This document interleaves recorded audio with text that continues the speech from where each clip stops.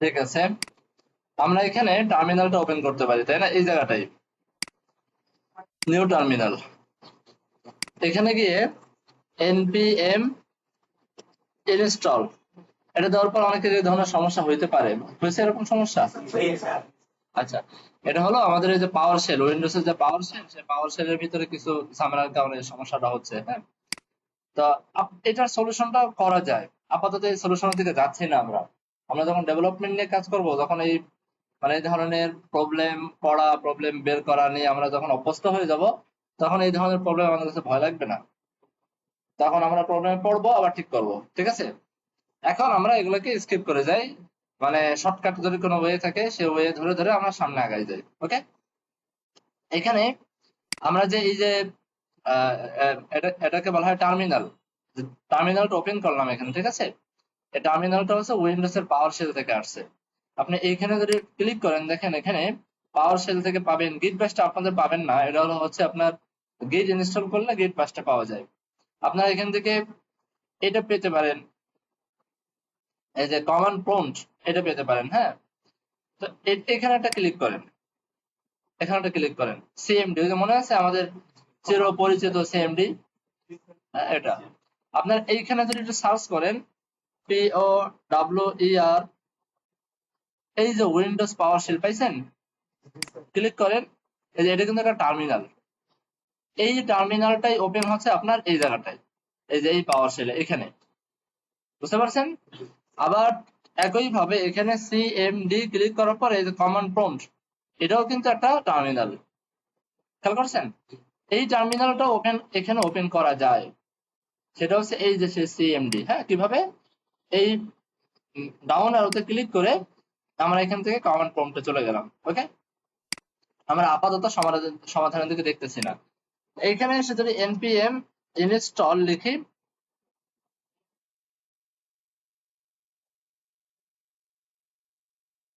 to wait,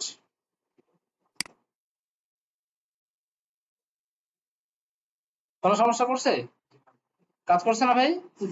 আচ্ছা, এটাও কাজ করছে। এটা হলো ওই যে আপনাদেরকে দেখাইছিলাম যে এইখানে এসে এভাবে সিএমডি লেখার পরে টার্মিনাল আসবে, এইখানে কাজ করা।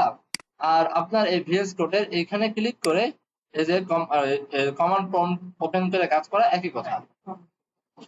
এবার বুঝছেন? যেখান থেকে আপনার ইচ্ছা কাজ করতে পারেন। হ্যাঁ, মাঝে মাঝে কিছু কিছু ক্ষেত্রে দেখবেন যে এই ফোল্ডারের ভিতরে গিয়ে কাজ করতে বেশি স্বাচ্ছন্দ্য বোধ করবেন, কিছু কিছু প্রজেক্টের ক্ষেত্রে বা ক্ষেত্র বিশেষ। আবার ক্ষেত্র বিশেষ আপনার এখানে এসে কাজ করতে সুবিধা হবে।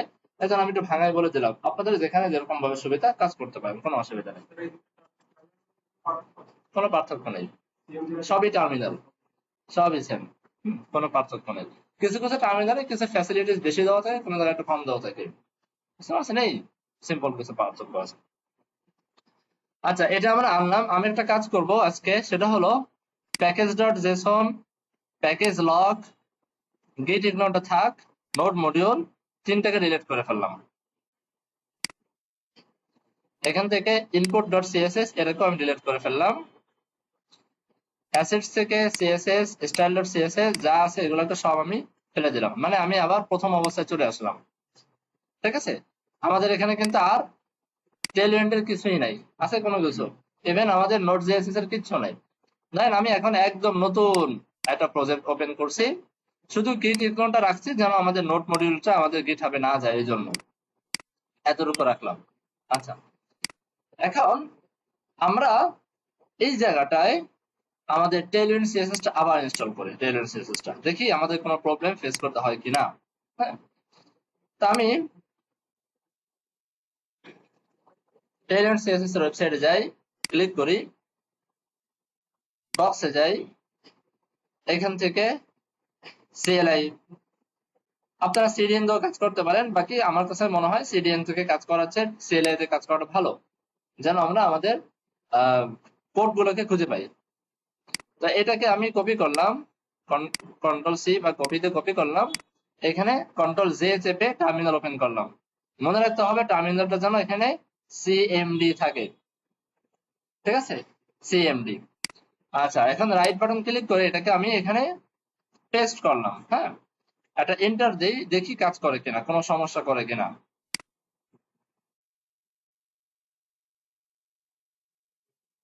কোনো সমস্যা করছে? হয়ে গেছে। আচ্ছা, তাহলে একটা কাজ আমাদের হয়ে গেল, এখানে প্যাকেজ জেসন লগ সব চলে আসছে, নোড মডিউলে চলে আসছে, বেশ ভালো কথা। আমাদেরকে এখন এই জিনিসটা রাখতে বলছে, যদিও এখানে তারা বলছে এসআরসি নামে একটা ফোল্ডার বানাও, তার ভিতরে input.css বানাও। বাকি আমরা তো এটা বানাবো না, আমরা অভ্যস্ত একটু অন্যভাবে কাজ করতে। কিভাবে?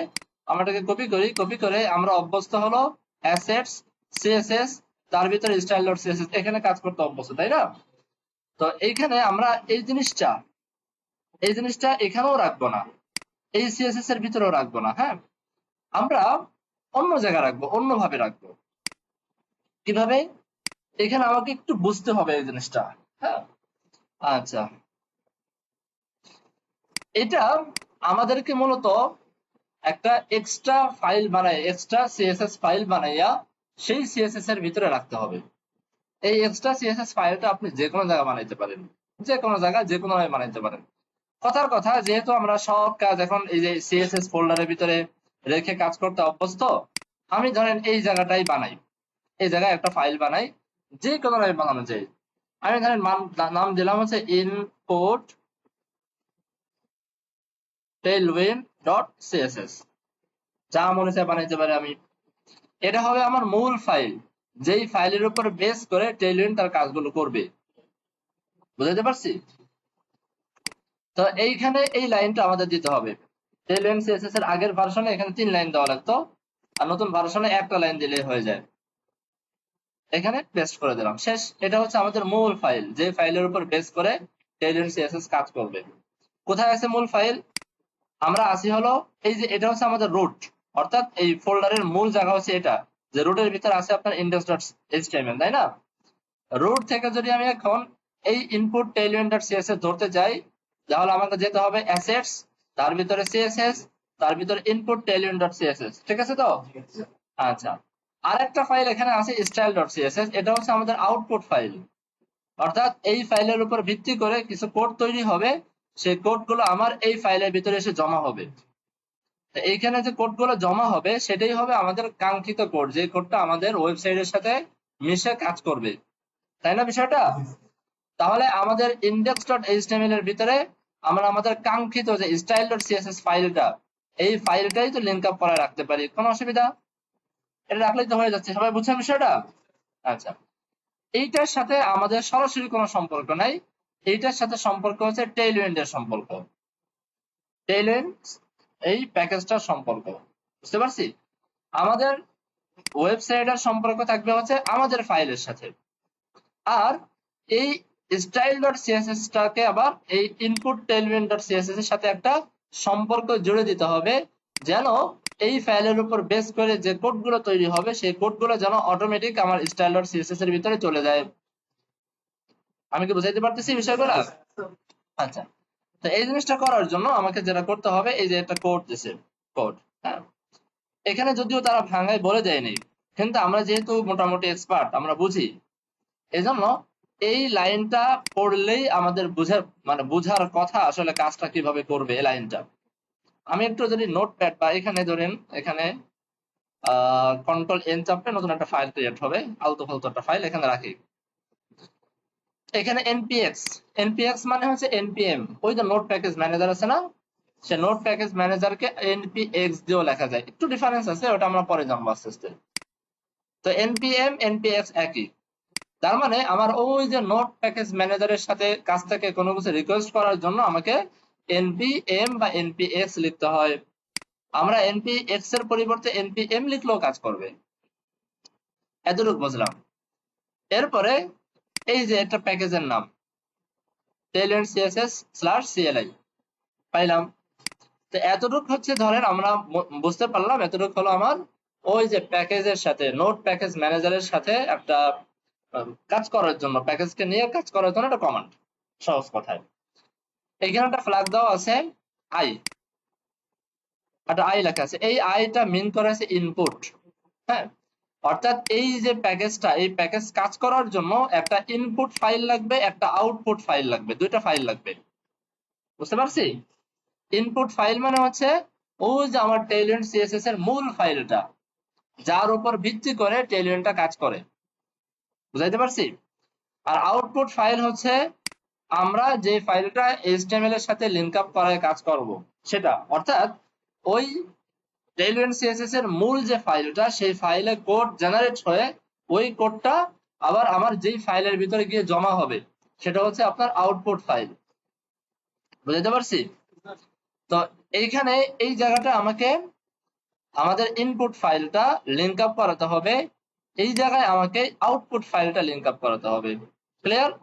আচ্ছা, এখন ইনপুট ফাইলটা লিংক আপ করার জন্য আমাকে বলতে হবে যে ভাই এখান থেকে আমাদেরকে যেতে হবে অ্যাসেটস, তারপরে সিএসএস, তারপরে এই যেটার ভিতরে যেতে হবে। হ্যাঁ, এখন এইখানে এটা হলো আমাদের রুট, এটা আমার রুটে আছি। এই লিঙ্কটা আমি যদি এখানে লিখি, দেখেন এখানে লেখা মানে কি, যে লাইভ ক্লাস এই ফোল্ডারের ভিতরে লেখা। আর এই ফোল্ডার মানে কি, আমরা এই রুটে আছি, এই বরাবর আছি, তাই না? ঠিক এই বরাবর আছি, বোঝায় না এটা? তো এই বরাবর থেকে আমাকে ঢুকতে হলে ফার্স্টে অ্যাসেটস এ ঢুকতে হবে। আচ্ছা, তো আমরা ইনপুটের এখানে অ্যাসেটস এ ঢুকতে গেলে একটু কষ্ট করে আপনাকে ডট স্ল্যাশ দিতে হয় ফার্স্টে, না হলে অনেক সময় কাজ করে না। ডট স্ল্যাশ মানে হচ্ছে রুট বোঝায়। রুট, যেমন মনে করেন আপনি যদি ধরেন কথার কথা এইখানে আছেন, এইখান থেকে আপনি একটু পিছনে আসবেন, তাহলে আমাকে লিখতে হয় ডট ডট স্ল্যাশ, মনে আছে? এখানে এসে আবার যদি জেএসএস এর ভিতরে ঢুকতে চান তাহলে আমাকে দিতে হয় কি, স্ল্যাশ, স্ল্যাশ দিয়ে ফোল্ডারের নাম। আচ্ছা, এখন আমরা ধরেন এই জায়গাটা আছে, এখন এই জায়গা থেকে যদি আমি ভিতরে ঢুকতে চাই তাহলে ফার্স্টে এই রুটটা আমাকে বলতে হবে যে ভাই আমি আছি এখন প্রথমে একদম এক জায়গা, মানে এই জায়গাটা আছে, জাস্ট এই জায়গাটা আছে, এইখান থেকে আমি ঢুকতে চাই। তো ওই সেম রুট বোঝানোর জন্য আপনাকে লিখতে হয় হলো ডট স্ল্যাশ, সেম রুট মানে সেম ফোল্ডার। বুঝতে পারছেন? অর্থাৎ আমরা এখন লাইভ ক্লাসে আছি, এই ফোল্ডারে আছি, ডট স্ল্যাশ মানে হচ্ছে আমাদের এই লাইভ ক্লাস নামক ফোল্ডারের ভিতরে। ক্লিয়ার ভাই? এটা এই যেমন ধরেন index.css, এখানে আমরা অ্যাসেট দিছিলাম, আমরা অ্যাসেট এর শুরুতে এভাবে যে ডট স্ল্যাশ দিতাম তাও কাজ করতো, ডট স্ল্যাশ দিলে তাও কাজ করতো, শুধু স্ল্যাশ দিলে মাঝে মাঝে কাজ করবে না, শুধু স্ল্যাশ দিলে কাজ করবে না, এটা মাথায় রাখবেন। শুধু স্ল্যাশ দিলে কাজ করবে না। হ্যাঁ, কাজ করে, লাইভ সার্ভারে কাজ করবে, লোকালে কাজ করবে না। বুঝতে পারছি? লাইভে কাজ করবে, লোকালে কাজ করবে না। তো আমাকে এখানে ডট স্ল্যাশ দিতে হবে যদি আমি দিতে চাই শুরুতে কিছু। হ্যাঁ, তো এটা দেওয়া না দেওয়া এই HTML এর ক্ষেত্রে এটা ইচ্ছা, আপনি চাইলে এই মানে সেম ফোল্ডার এটাকে মিন করার জন্য এটা দিতেও পারেন, আবার নাও দিতে পারেন। বুঝতে পারছি ভাই? আচ্ছা, তো দিলাম না, ধরেন এইভাবে রাখলাম, দিলাম না এখানে, কিন্তু আমাদের কমান্ডের ভিতরে এটা না দিলে মাঝে মাঝে কাজ করে না। তো আমি এখানে বললাম ডট স্ল্যাশ মানে হচ্ছে আমি এখন সেম ডিরেক্টরিতে আছি, তো সেম ডিরেক্টরি থেকে আমাকে যেতে হবে অ্যাসেটস এর ভিতরে। আমি লিখি অ্যাসেটস, স্ল্যাশ দিয়ে যেতে হবে সিএসএস এর ভিতরে, স্ল্যাশ দিয়ে আমাদেরকে এই ফাইলটা ধরতে হবে। আমি এটাকে রিনেম করে কন্ট্রোল-A কন্ট্রোল-C দিয়ে ধরি, এরপরে এখানে এসে কন্ট্রোল-V দিয়ে আমি পেস্ট করে দিই, যেন আমার বানানে কোনো ভুল না যায়। পাইলাম, তাহলে আমাদের মূল ফাইলটা এখানে আমাদের ইনপুট ফাইল হিসেবে এখানে বলে দিলাম। এবার আমাকে আউটপুট ফাইলও বলে দিতে হবে। তো আউটপুট ফাইলের ক্ষেত্রে সেম কথা, ডট স্ল্যাশ, তারপরে কি অ্যাসেটস, এরপরে সিএসএস, তারপরে স্টাইল ডট সিএসএস। আচ্ছা, আর এই ওয়াচ, এই ওয়াচটার মানে হলো যে সর্বদা সে তাকায় থাকবে যে দেখি কোনো চেঞ্জ আসে কিনা, যখনই কোনো চেঞ্জ আসবে সাথে সাথে সে চেঞ্জটা সে জায়গা মতো করে দিবে। বুঝতে পারছেন? আচ্ছা, তো বুঝলাম।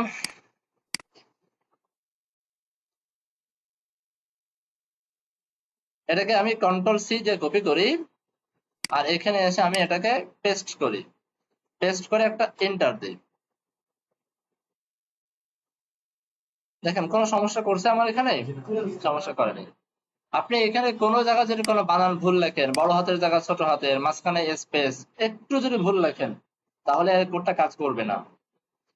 খুব খেয়াল করে দেখতে হবে স্পেস গুলা, আমার লেখার গুলা, বড় হাত ছোট হাত, হ্যাঁ এগুলো সব ঠিক আছে কিনা। যদি সব ঠিক থাকে তাহলে কখনোই প্রবলেম হবে না। ক্লিয়ার ভাই? কখনোই প্রবলেম হবে না। তো এখন এই টার্মিনালটা কিন্তু এখন ব্যস্ত হয়ে পড়ছে, টার্মিনালটা মানে এই টার্মিনাল দেখেন সবসময় সে তাকায় আছে যে দেখি কোথাও কোনো চেঞ্জ আসে কিনা। যেমন টেলিয়ন জাতীয় যে চেঞ্জ গুলো, এই যে এখানে আমরা ধরেন 500 লিখছি, এটাও তো আমার প্রজেক্টের ভিতরে একটা চেঞ্জ, তাই না? কন্ট্রোল এস দিয়ে যখনই সেভ দেবো, দেখেন এই যে সেভ দেওয়ার সাথে সাথে লাভ দিয়ে উঠছে, খেয়াল করছেন? লাভ দিয়ে উঠছে। আচ্ছা, এটাকে আমি আপাতত ক্লোজ করে রাখি, এটা ক্লোজ করলে বন্ধ হয় না, হ্যাঁ? আপনার এখানে যদি কেটে দেন, আবার যদি কন্ট্রোল জে চাপেন, দেখেন এই যে কাজ কিন্তু চলতেছে, বন্ধ হয় না। এইখানে চাপ দিলে বন্ধ হয়ে যায়। কিল, টার্মিনালটা যদি কিল করে দেন, কেটে দেন, তাহলে কাজ বন্ধ হয়ে যাবে। আর এখানে দিলে এটা শুধু ওই যে দেখেন লেখাই আসছে যে হাইড প্যানেল, প্যানেলটা শুধু হাইড হয়ে যাবে, বিহাইন্ড দ্য সিন কাজ চলতে থাকবে, বুঝতে পারছেন? কখনো যদি এমন হয় যে এই টার্মিনালে আমার আরো কিছু লেখার প্রয়োজন, কিন্তু আমি চাচ্ছি না যে এটাকে বন্ধ করতে, একটু কষ্ট করে এইখানে ক্লিক করবেন, কমান্ড প্রম্পট আরেকটা নেবেন, তাহলে উপরেরটা কাজ চলতেছে, নিচেরটা এখনো ফাঁকা আছে, আপনি চাইলে এখানে আবার নতুন কিছু কমান্ড দিতে পারবেন। খুব সহজ না? খুব সহজ। আচ্ছা, আমি এটাকে হাইড করে রাখি আপাতত।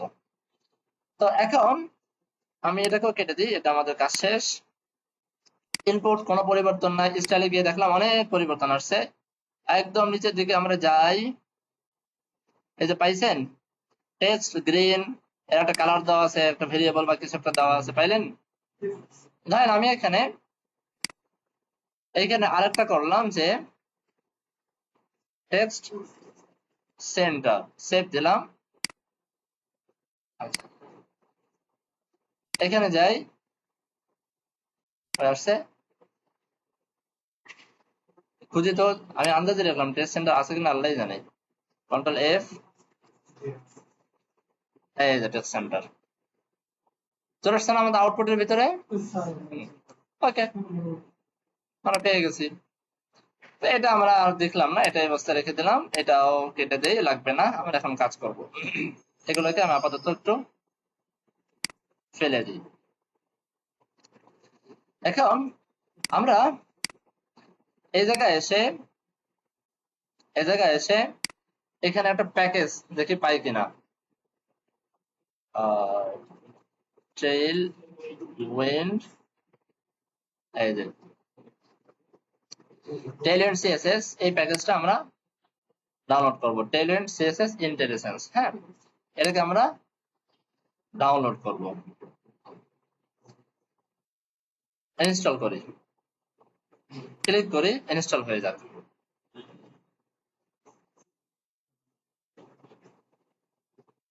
হয়ে গেছে ইনস্টল।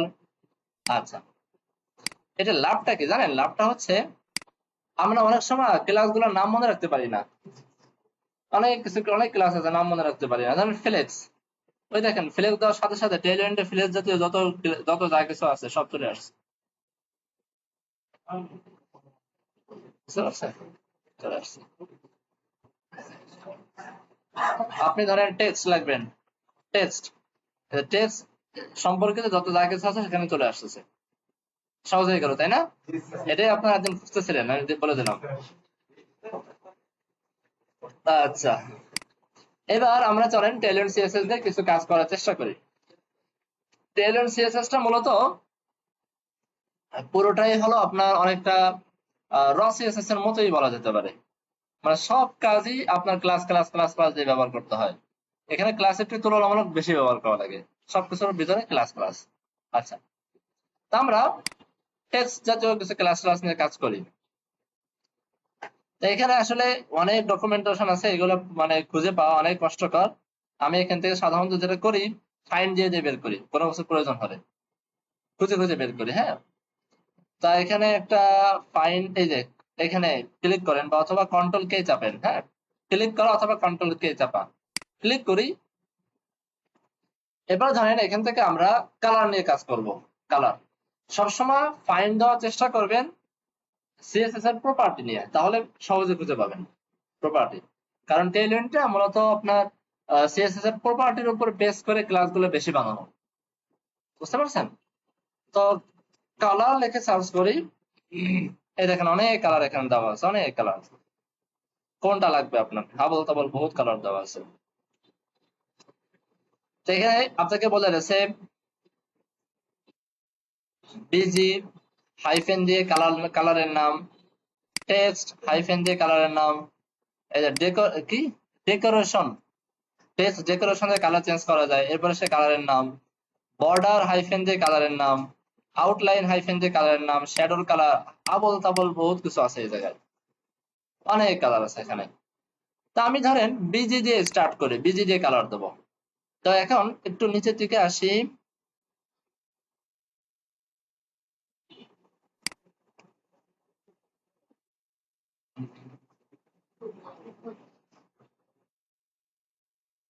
কোয়েশ্চেন নামগুলো কোথায়, এই যেখানে colour busy, red, orange, Amber, yellow, Hubble তাবল, কত কালার এখানে আছে, কোনটা আপনার লাগবে? অনেক বেশি পরিমাণে কালার না এখানে। আমি মজার জিনিস আপনাদেরকে দেখাই এবার। দেখেন আমি এখানে রোজ দিয়ে কালার দেবো, রোজ, বিজি রোজ। তো এখানে সবগুলোকে আমি আপাতত কেটে দেই, বিজি রোজ। এখন রোজ দেওয়ার পরে এখানে আমার ভেরিয়েন্ট আছে, রোজ শুধু রোজ দিলে হবে না, ভেরিয়েন্ট আছে। এই যে 50, 50 দিলে একটু এরকম হবে, 100 দিলে এটা, 200 দিলে এটা, 300 দিলে এটা। দেখেন করতে করতে করতে করতে 950 দিলে এটা। এর ভিতরে আপনাকে একটা রাখতে হবে, বুঝতে পারছেন? আচ্ছা, তো ধরেন আমি এখানে 500 দিয়ে দিলাম, 500, 500 দিলে মোটামুটি একটু গাঢ়। আন্দাজে দিলে আবার হবে না, 550 দিলে কাজ হবে না, ওটা দিতে হবে। হ্যাঁ হ্যাঁ, আসছে না ব্যাকগ্রাউন্ড কালার? এখানে সবচেয়ে বড় বেনিফিটটা কি আপনার মনে হইতে পারে যে ঠিক আছে বুঝলাম কালার, এতগুলো কালার দেওয়া, কিন্তু আমার কালার দরকার এর বাইরে অন্য কিছু। আমার থিমের কালার আর একটা ভয়ঙ্কর রকমের কোন একটা কালার। যেমন ধরেন আমরা এখানে ফ্ল্যাট ইউআই কালার, এখানে যাই, এখানে যাই, দেখেন আমার থিমের কালার আছে যে এটা, এটা আমার থিমের কালার। হ্যাঁ, আপনি যদি এটাও ব্যবহার করতে চান গ্রে মানে গুড, পারবেন, তাও পারবেন কেমনে? এই বিজির পরে কোন কালারের নাম না লিখে একটা থার্ড ব্র্যাকেট দিবেন, দিয়ে কালারটা বলে দিবেন, শেষ। বুঝেছে ভাই? এইবার দেখেন আমি যে কালারটা দিলাম সেই কালারটাই আমরা পাবো, সেই কালারটাই পাবো। যে কোনো কিছু করা যাবে। আপনি টেলএন্ড ব্যবহার করবেন আর আপনার এক লাইনও যদি কোড করা লাগবে এটা সম্ভব না, এক লাইনও কোড করার দরকার নাই, আপনি সব করতে পারবেন টেলএন্ড দিয়ে, সব করতে পারবেন। বুঝতে পারছে ভাই? হ্যাঁ হ্যাঁ, সিরিয়াসলি বলে দিতে হবে। তো এখানে দেখেন তাই বলছে, এই যে এটা কি বুঝছেন সবাই ভাই কালারগুলো? আচ্ছা, একটু ঘাটান, নিজেরা পাবেন ইনশাল্লাহ, এগুলো কঠিন কিছু না। এর নিচের দিকে আসেন, এই যে অনেক ধরনের কালার মালা দিয়েছে। আর একটা মজার জিনিস আছে, আমরা এই যে ওয়েবসাইট গুলো বানাই, ওয়েবসাইট গুলো দুইটা ভিউতে বানাই না? এই যে যদি এটা এটা আছে, দুইটা মোড থাকে, ডার্ক মোড, লাইট মোড। এটা মোড কই? এই যে এই dark mode, dark mode, light mode. এই ডার্ক মোড, লাইট মোড পর্যন্ত এখানে কন্ট্রোল করা যায় টেলএন্ডে, বুঝছেন? আপনি ডার্ক মোড কি রাখবেন, লাইট মোড কি রাখবেন, সেটাও নিয়ন্ত্রণ করা যায় টেলএন্ডে। একটা ডিজাইন করবেন, একটা ক্লিক করবেন, অটোমেটিক দেখবেন লাইট মোড হয়ে গেছে, ডার্ক মোড হয়ে গেছে। আচ্ছা, ওটা নিয়ে আমরা একটু পরে পড়াশোনা করি, আমরা এটা নিয়ে একটু শেষ করি। তো আচ্ছা, এটা এখানে নিয়ে আসি, আবার ডক্সে যাই। তো কালার নিয়ে আমরা পড়াশোনা করতেছিলাম, কালারের ভিতরে চলে যাই। তো এইখানে নিচের দিকে দেখেন কিছু কোড এক্সাম্পল দিয়েছে, এখান থেকেও দেখতে পারেন হাবল তাবল অনেক কিছু আছে। যে টেক্সটের কালার করে রয়েছে গ্রে, ডার্ক মোড যখন হবে তখন টেক্সটের কালারটা অন্যরকম হয়ে যাবে, একটু অন্যরকম হয়ে যাবে। ডার্ক মোড ইনশাল্লাহ আমরা পরে পড়াশোনা করব।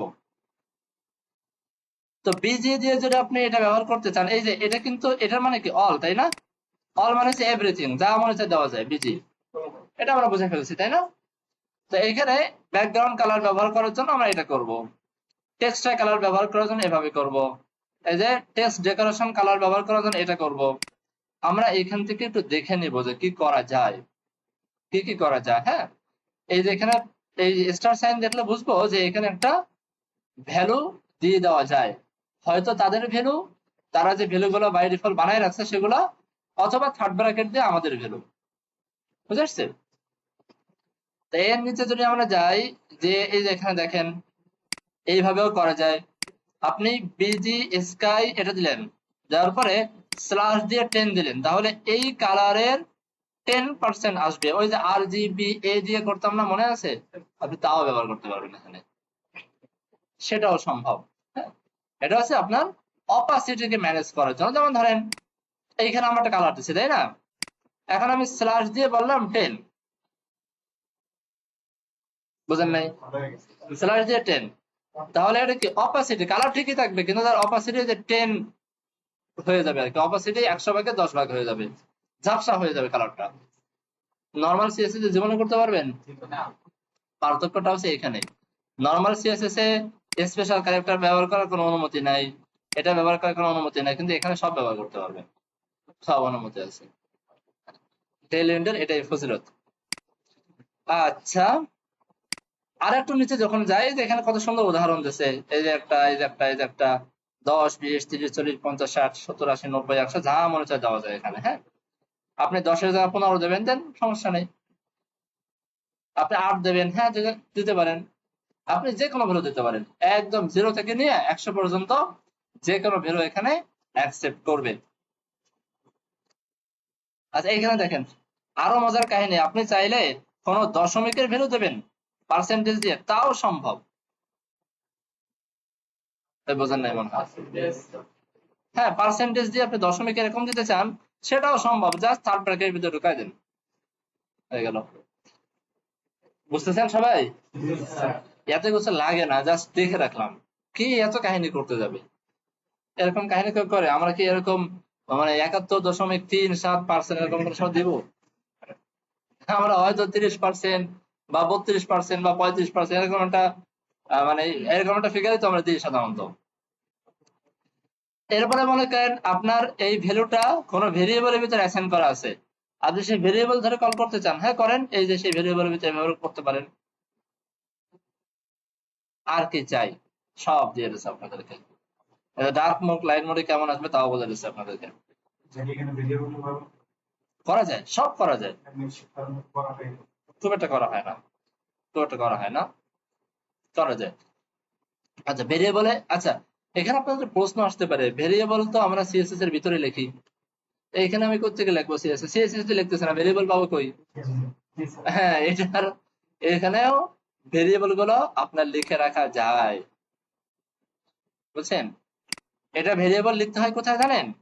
এই যে আমাদের যে মূল ফাইলটা না, যেখান থেকে আমাদের কোডটা তৈরি হচ্ছে, এই যে এটা ইনপুট, হ্যাঁ, এই ফাইলের ভিতরে একটু অন্য স্টাইলে, যে একটু অন্য স্টাইলে আমাদের লিখতে হয়। বিষয়টা বুঝাতে পারছি? সবকিছু করা সম্ভব। যদি আপনি ভেরিয়েবল ইউজ করতে চান, এই লাইনটা কপি করবেন, কপি করে সেই ভেরিয়েবলটা আপনি লিখে দেবেন। আচ্ছা, আল্লাহ জানে বুঝছেন কিনা, দেখাবো। এই লাইনটা কপি করবেন, কপি করে এখানে পেস্ট করবেন। দেখেন এখানে কিন্তু অবজেক্টের মধ্যে দেওয়া আছে, এই যে কম্পোনেন্টস, এটা রাখা বাধ্যতামূলক, এই স্টাইল রাখা বাধ্যতামূলক, নাহলে কাজ করবে না। টাইপোগ্রাফি, ঠিক আছে, কোনো অসুবিধা নেই, এটা এই অবস্থায় থাকবে। কালার, একটা কালার দেওয়া হলো, হ্যাঁ, এই কালারের ভিতরে এই যে একটা ভেরিয়েবল অ্যাসাইন করে দেওয়া হলো, কালার গ্রে 950। আচ্ছা,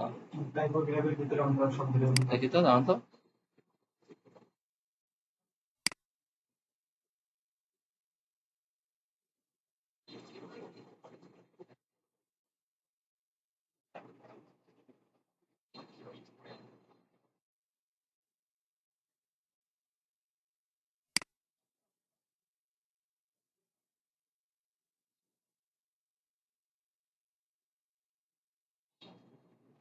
এটা হচ্ছে এইভাবে না, এটা হচ্ছে এইভাবে করার কথা থিমের ভিতরে। আচ্ছা, এটা না, এটা হলো আপনার, আমরা যে নর্মালি একটা কমন সিএসএস করি না মাঝে মাঝে, কমন সিএসএস যে ধরেন আমি চাচ্ছি যত এ ট্যাগ আছে আমাদের এখানে, যত এ ট্যাগ আছে, সমস্ত এ ট্যাগের ভিতরে একটা কালার দিয়ে রাখতে, সব এ ট্যাগ অটোমেটিক ব্লো হয়ে যাবে, হোভার করলে অন্য একটা কালার হয়ে যাবে। এই জিনিসটা করার জন্য আমি একটু ট্রাই করে দেখি যে জিনিসটা হয় কিনা। আমি অ্যাঙ্কর ট্যাগ দিই, হ্যাশ দিই, আমি বললাম ক্লিক হেয়ার,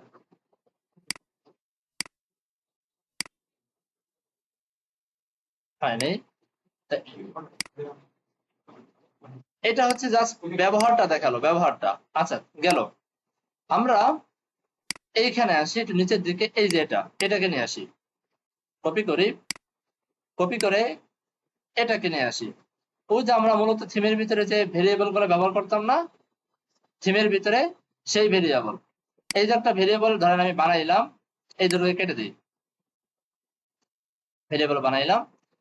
এই ভেরিয়েবলটা এখন আমি চাইলে যে কোনো জায়গায় ইউজ করতে পারি, এখানেও ইউজ করতে পারি, এখানেও ইউজ করতে পারি। আর ধরেন এখানে আমি ভেরিয়েবল দিলাম না, এটাকে আমি ফেলে দিই, টাইপোগ্রাফি এটা। এবার দেখি তো কাজ করে কিনা। কাজ করছে? কি ব্যাপার, কেন কাজ করেনি দেখি তো। টেক্সট,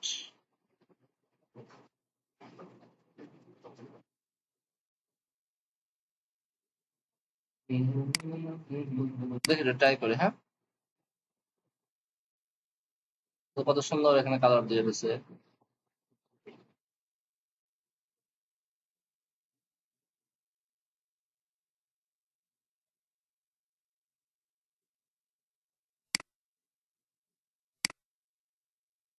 আচ্ছা আচ্ছা আচ্ছা।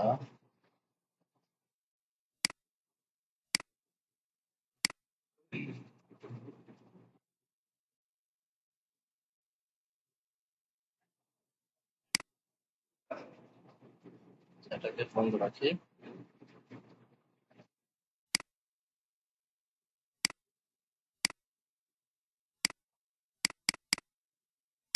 বন্ধ রেখে আমি যদি আমার তো কাজ করার কথা, কেন কাজ করলো না?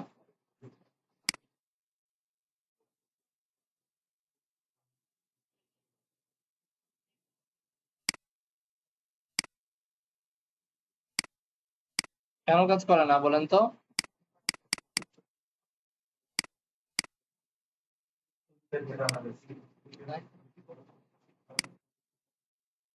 আমি কম্পোনেন্টের ভিতরে, আচ্ছা এটাকে বাদ দিই, এটাকে বাদ দিয়ে আমি রুটের ভিতরে কালার দিয়ে রাখি, এই কালারটা দেখি এবার নর্মালি কাজ করাতে পারি কিনা কম্পোনেন্ট ছাড়া। এই যে এটার মতো করে। আর কোথায় কোথায় কোথায়,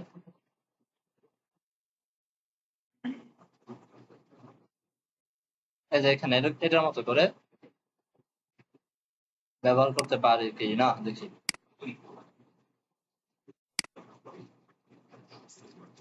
ক্লাস, এই যে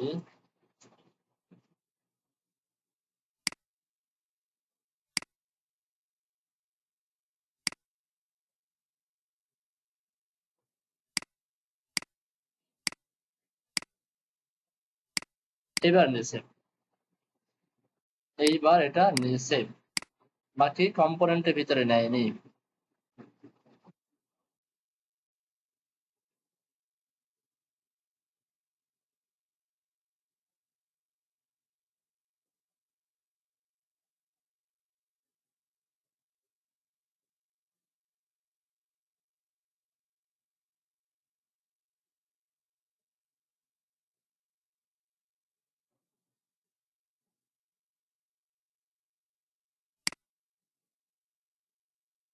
কম্পোনেন্টস এলো।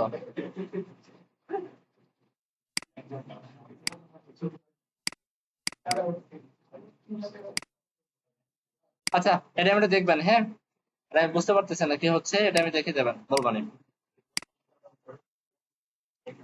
কালার স্যার,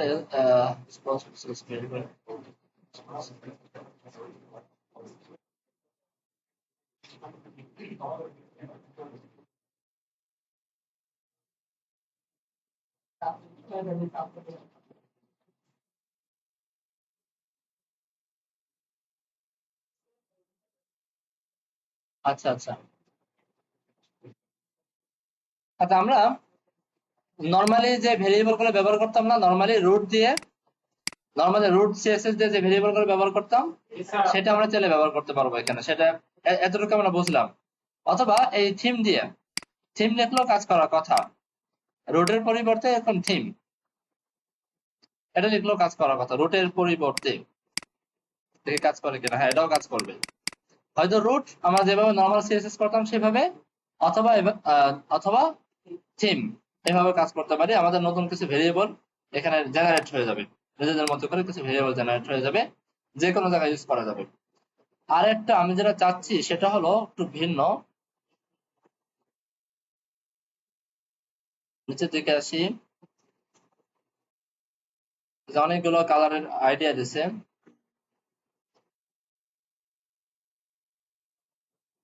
এটা না,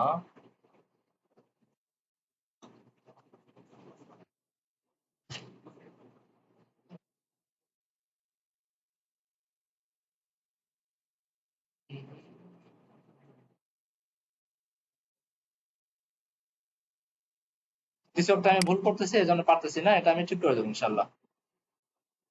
আপাতত সময় নষ্ট করার দরকার নেই, এতটুকুই থাক। আমাদের একটা জাস্ট একটা ভেরিয়েবল আমরা বানায় রাখলাম, এটাকে আমরা চাইলে আমাদের মতো করে ইউজ করবো।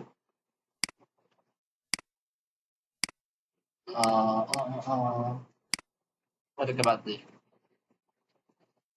এখন এটা পাইলাম ধরেন কালার দিয়া, সিম্পল কালারের কাজগুলো আমরা করতে পারলাম। এখন এখানে উইথ হাইট হাবল তাবল অনেক জিনিস আছে। উইথ হাইট ধরেন আমরা একটা উইথ হাইট জাতীয় একটা কাজ করার ট্রাই করি, দেখে পারি কিনা উইথ হাইট দিয়া। আমি একটা ডিপ নিলাম, এর ভিতরে ধরেন আমি আরো কিছু ডিপ নিলাম, একটা দুইটা তিনটা বা চারটা ডিপ নিলাম। তো এই চারটা ডিপের ভিতরে আমি চারটা H2 নিলাম। আমি বললাম যে আইটেম 1 2 3 4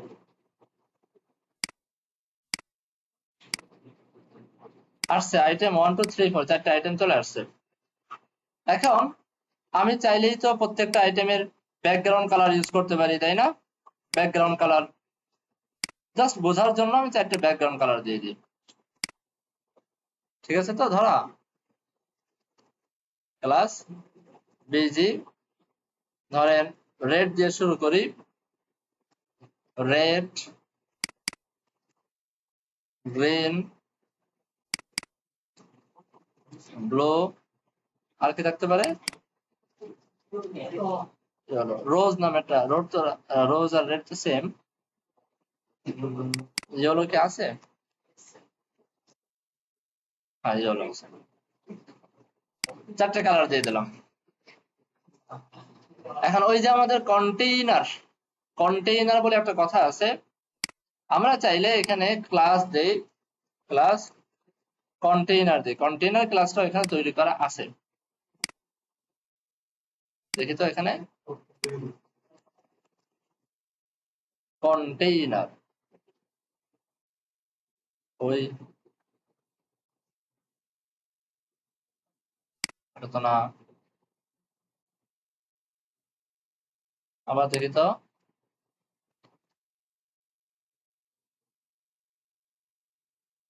অ্যাপ্লিকেশন ইউআই এর ভিতরে চলে আসছে কন্টেইনার। রেসপন্সিভ ডিজাইন, এখান থেকে যাব কন্টেইনার। তো এখানে কন্টেইনার বলে একটা কথা আছে, এটা আবার কিভাবে লিখছে, এটা অন্যভাবে লিখছে কন্টেইনার। কি পাজিল পাজি, সব চেঞ্জ করে ফেলছে।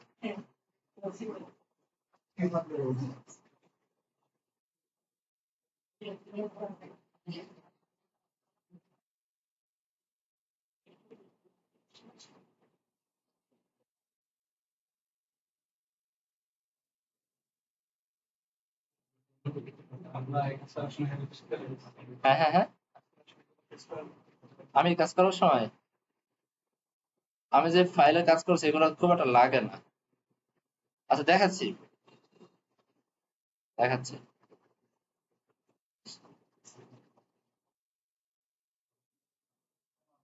Custom container size, container query range.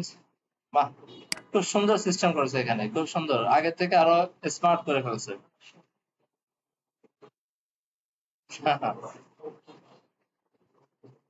এই দেখেন ব্রেক পয়েন্ট গুলোকে তারা খুব সুন্দরভাবে কাস্টম ম্যানেজ করছে। আচ্ছা আমি দেখাচ্ছি, অসুবিধা নেই। হ্যাঁ, তো এখানে যেটা করছে, কই কই কই আগে কোথায়, আচ্ছা কন্টেইনার অর্থাৎ রেসপন্সিভ ভিউ নিয়ে কাজ করতে গেলে তারা ফার্স্টে বলছে এই লাইন লেখা লাগে, এই লাইন আমাদের লেখা আছে, অসুবিধা নেই। এবার এখানে একটা উইথ দিয়েছে, তারা একটা উইথ দিয়ে তারা কাজ করছে, উইথ। হ্যাঁ, আমরা উইথ নিয়েও কাজ করতে পারি, সমস্যা নেই। আবার এই উইথ এর ভিতর তারা এই যে অনেকগুলো ডিসপ্লে নিয়ে কাজ করছে, অনেকগুলো ডিসপ্লে নিয়ে তারা কাজ করছে, এটাও একটু পরে আমরা করব। আবার এখানে একটু নিচের দিকে যদি যাই, তাহলে তারা একটা ভেরিয়েবল, একটা কন্টেইনার ভেরিয়েবল নিয়ে কাজ করছে। কই দেখলাম জানি,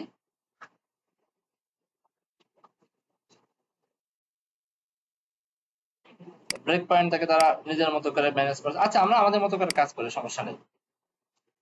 আর এইভাবে একটা ভেরিয়েবল নিয়েও কাজ করছে, এইভাবে ভেরিয়েবল নিয়ে কাজ করলেও নর্মালি কাজ করার কথা না, এটাকে বানাইতে হবে আমাদের, তো এটা আমরা পরে বানানো শিখি। ধরেন আমরা এই কন্টেইনারটা বাদ দিয়ে আমি একটা উইথ দিই, এখানে উইথ ডাব্লু উইথ, উইথ দিয়ে আমাদের উইথ থাকে কত সাধারণত 1140 পিক্সেল দিলাম, 1140 পিক্সেল। এবারে এম এক্স অটো, মনে আছে এম এক্স অটো, তাহলে আমাদের উইথটা এভাবে তৈরি কিরে, ও আচ্ছা আচ্ছা pixel 1140 pixel M X auto. আমার ডিসপ্লেতে ধরতেছে না, আমি এটা ছোট করে ফেলি, এই যে এবার ঠিক আছে, এবার ঠিক আছে। তো আমি আবার একটা কন্টেইনার দিয়ে দেখি তো, কন্টেইনার কাজ করার কথা, কন্টেইনার কেন কাজ করলো না? আচ্ছা কন্টেইনার, ও আচ্ছা আচ্ছা আচ্ছা, এই যে কন্টেইনারের ক্লাসগুলো এইভাবে দেওয়া আছে, উইথ 100%, ম্যাক্স উইথ, হাবল তাবল, এটা অনেক কিছু দেওয়া আছে। কন্টেইনার এলজি এমন কিছু নাই। তো আমরা আগে যেভাবে করছিলাম এভাবেই করব, আমরা ভেরিয়েবল নিয়ে পরে কাজ করব। তো উইথ এত পিক্সেল এমএক্স অটো দিলে আমাদের এখানে মাঝখানে চলে আসতেছে, বেশ ভালো কথা। এবার চাইলে এটাকে আমরা ফ্লেক্স দিয়ে পাশাপাশি আনতে পারি,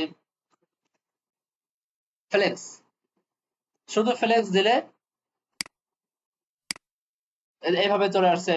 নরমালি ফ্লেক্সের যে কাজগুলো করে সেগুলা কন্টেন্ট যতটুকু সেইভাবে চাপায় নিয়ে আসে না, এভাবে চাপায় নিয়ে আসছে। আমি যদি ফ্লেক্সের পরে এইভাবে কিছু একটা দিয়ে দিই, ধরেন 1/2 ফ্লেক্স 1/2 দিয়ে দিলাম, এটা এইখানে না, সরি, এখানে ফ্লেক্স, আর এইখানে এসে এটাকে করে দিলাম ফ্লেক্স 1/2। কি হলো দেখেন,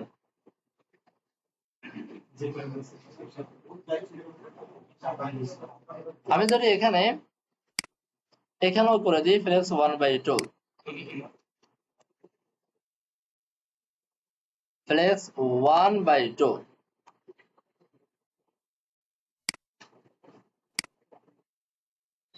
তাহলে এইটার সাইজটা 50% হয়ে যাবে, এটার সাইজটা 50% হয়ে যাবে, ঠিক আছে। কিন্তু এই দুইটা আবার নিচে নামতে পারতেছে না, কারণ আমাদের ওই যে র্যাপ দেওয়া নেই, তাই না? তো এখানে আমরা ফ্লেক্স র্যাপ বলে একটা কথা আছে, এটা আমরা দিয়ে দিই, চলে আসছে। তো এখানেও আমরা যদি ফ্লেক্স 1/2 দেই, আমাদের উদ্দেশ্য ধরেন পাশাপাশি 4টা আইটেম রাখা, পাশাপাশি 4টা আইটেম, পাশাপাশি 4টা আইটেম যদি রাখতে চাই, তাহলে 1/2 না, এখানে হবে 1/4। তো এখানে 1/4, এখানেও করে দিই ফ্লেক্স 1/4, এখানেও করে দিই ফ্লেক্স 1/4, পাশাপাশি 4টা আইটেম চলে আসছে, ঠিক আছে। কিন্তু এইভাবে করলে আবার, এই যে এটা করলাম, কাজ করলো খুব সুন্দরভাবে। তো এমন ভাবে আমরা আমাদের ইচ্ছা মতো এই সাইজ গুলোকে ম্যানেজ করতে পারি, হ্যাঁ। কিন্তু এখানে একটা বিষয় আছে, বিষয়টা হচ্ছে আমরা সাধারণত যখন টেইলরিং নিয়ে কাজ করি তখন আমরা ফ্লেক্স নিয়ে খুব একটা কাজ করি না। ফ্লেক্স নিয়ে আমরা কাজ কম করি, আমরা কাজ করি গ্রিড নিয়ে, গ্রিড সিস্টেম নিয়ে, হ্যাঁ। গ্রিডটা কি? গ্রিডটা ধরেন আমি এখানে একটা ফাইল বানাই আপনাদের গ্রিড বোঝানোর জন্য, গ্রিড ডট এইচটিএমএল কিছু একটা বানাই।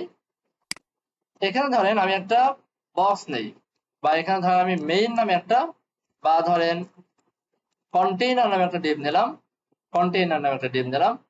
এর ভিতরে ধরেন আমি আইটেম নিলাম, আইটেম একটা, দুইটা, তিনটা, চারটা আইটেম নিলাম, হ্যাঁ। তো এই চারটা আইটেমের ভিতরেই আমরা কিছু একটা লিখি, h2 আইটেম 1, এটাকে করে দিই আইটেম 2, এটাকে করে দিই আইটেম 3, এটাকে করে দিই আইটেম 4, লিখলাম। তো এটাকে যদি আমি রান করতে যাই গ্রিডটাকে, নরমালি এভাবে রান হচ্ছে, খুব ভালো কথা। এখন এটাকে আমি একটু গ্রিড দিয়ে একটু ম্যানেজ করার চেষ্টা করি। তো আমি এখানে সরাসরি এখানে সিএসএস লিখি। প্রথমত আমি কন্টেইনারটাকে কিছু একটা কাজ করি, উইথ করে দিই 1140 পিক্সেল, মার্জিন 0, অটো,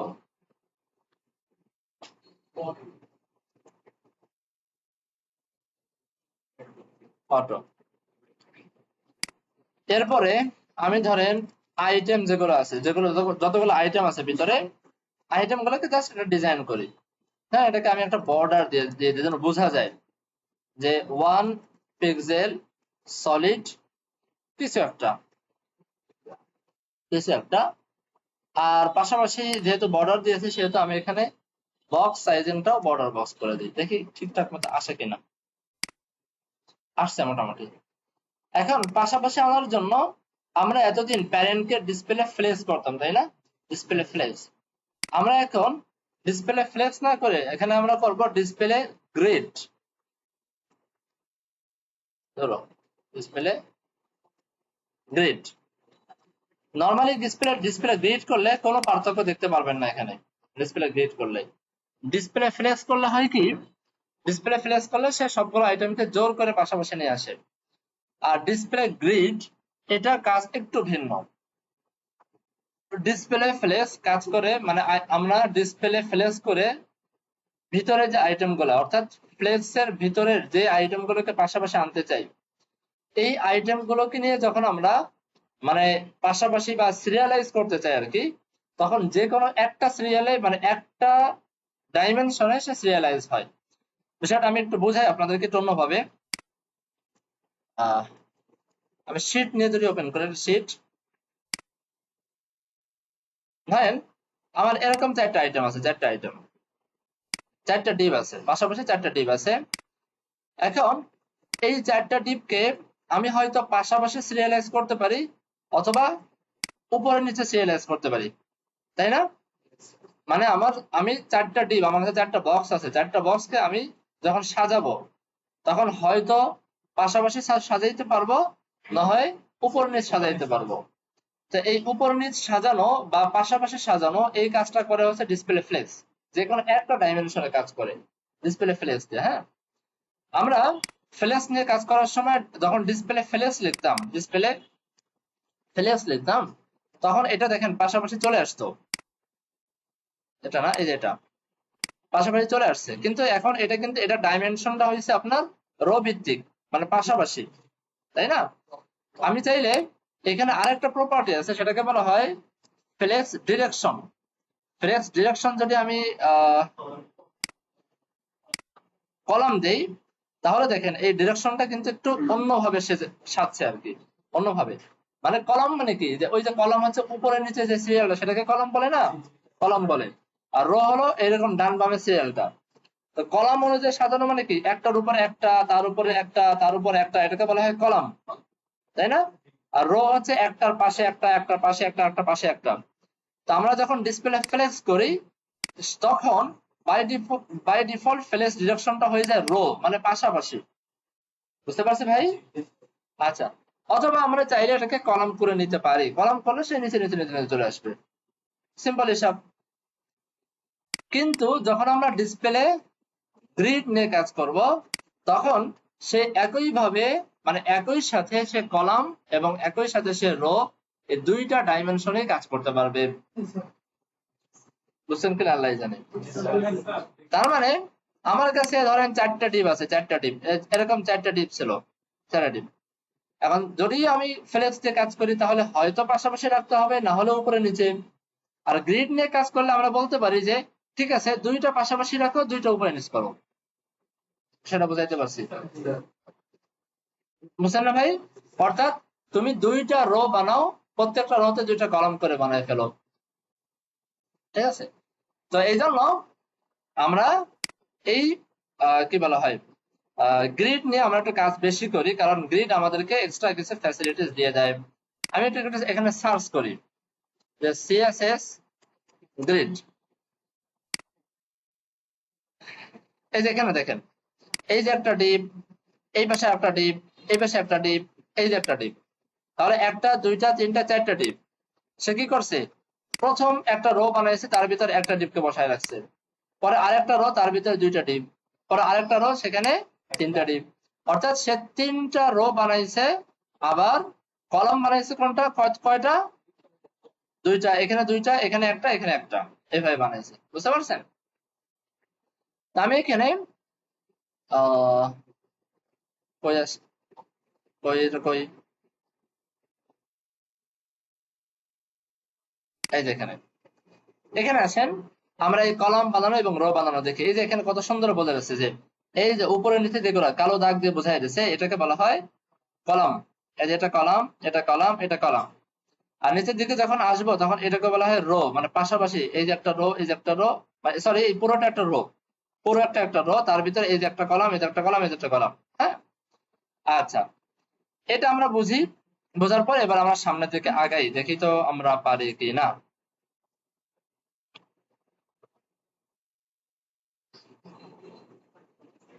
আরে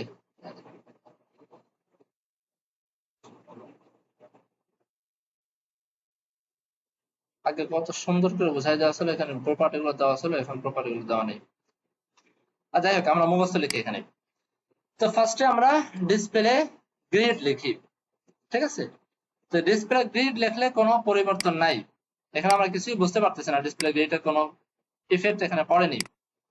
এবার আমি যদি বলি grid template column, grid template column, মানে এই গ্রিডটা আমি যাকে গ্রিড করছি, অর্থাৎ এই কন্টেইনার, এই যে কন্টেইনারকে গ্রিড করছি, তাহলে এর ভিতরে যে 4টা ডিপ আছে, সেই 4টা ডিপকে আমি কলাম আকারে কেমনে সাজাইতে চাই।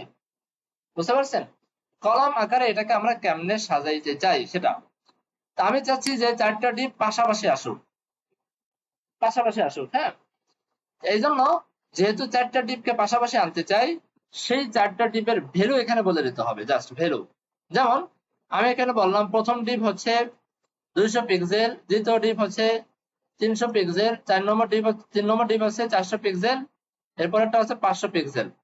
দেখেন, আমি যখন এইভাবে বলে দেবো 1টা 2টা 3টা 4টা, তখন সে অটোমেটিক বুঝে নেবে যে এখানে আমার কলাম হবে হচ্ছে 4টা, 4টার প্রথমটা এতটুকু উইথ, পরেরটা এতটুকু উইথ, পরেরটা এতটুকু উইথ, পরেরটা এতটুকু উইথ। ক্লিয়ার? একই জায়গা থেকে আমরা ম্যানেজ করতে পারতেছি। রিলোড করি, দেখেন এই যে এটা হলো একটা 100 200 300 400 পিক্সেল, বা আমরা কিভাবে করছিলাম 200 থেকে না, 200 300 400 500 পিক্সেল পাওয়া গেছে না? আমি যদি ধরেন 3টা দিতাম, কথার কথা 3টা, তাহলে আমার কলাম তৈরি হলো কয়টা? 3টা। তাহলে দেখেন সে প্রথম 3টা নিয়ে কাজ করতো, আর 4 নম্বরটাকে সে আবার বাই ডিফল্ট নিচে পাঠিয়ে দিত। বুঝতে পারছেন না ভাই? নিচে পাঠিয়ে দিত। আচ্ছা, আমি যদি ধরেন এখানে 2টা করতাম, দুইটা কলাম করতাম, তাহলে সে কি করতো, আর বাকি যে 2টা, সেই 2টাকে নিচে সে অটোমেটিক পাঠিয়ে দিত। হ্যাঁ, বুঝতে পারছেন সবাই? আচ্ছা, আমি যে এই যে দেখেন, আমি কিন্তু উইথ গুলোকে ম্যানেজ করতে পারতেছি, উইথ গুলোকে। ঠিক একই ভাবে এখন আমরা যেহেতু 2টা কলাম নিলাম, দুইটা কলাম, আমার আইটেম আছে 4টা, তার মানে অটোমেটিক কিন্তু এখানে রো হয়ে যাচ্ছে দুটো রো হয়ে যাচ্ছে না? আচ্ছা, দুটো রো যেহেতু হয়ে যাচ্ছে সেহেতু আমি এখানে বলতে পারি গ্রিড টেমপ্লেট রোজ। রোজ বলে আমি বললাম প্রথমটা হচ্ছে 300 পিক্সেল, দ্বিতীয়টা হচ্ছে 500 পিক্সেল। যখনই বলে দিব প্রথম রোড হাইট হয়ে যাবে 300, পরের রোড হাইট হয়ে যাবে 500। খেয়াল করছেন কেমন এটা ম্যানেজ করা যায়? তাহলে সব সাইজ গুলো আমরা এক জায়গা থেকে ম্যানেজ করতেছি না? এই জন্যই আমরা সাধারণত গ্রিড বেশি ব্যবহার করি। তবে রোটা একটু পরে আসি, আমি এখানে আগে কাজ করি। এখন ধরেন আমার 4টা আইটেম রাখা দরকার, 4টা আইটেম পাশাপাশি। 4টা আইটেম পাশাপাশি রাখার জন্য আমরা কি করতে পারি?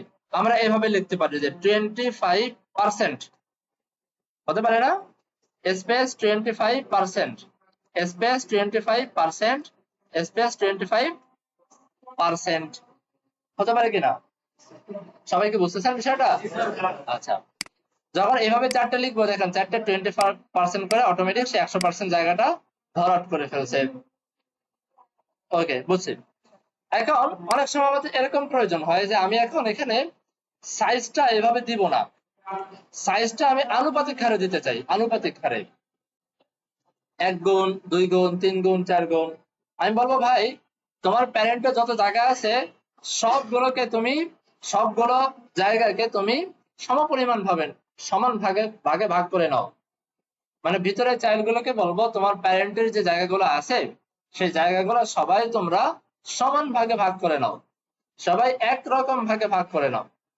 এটা করার জন্য আমরা চাইলে এই পার্সেন্টেজ না দিয়ে অন্যভাবেও লিখতে পারি।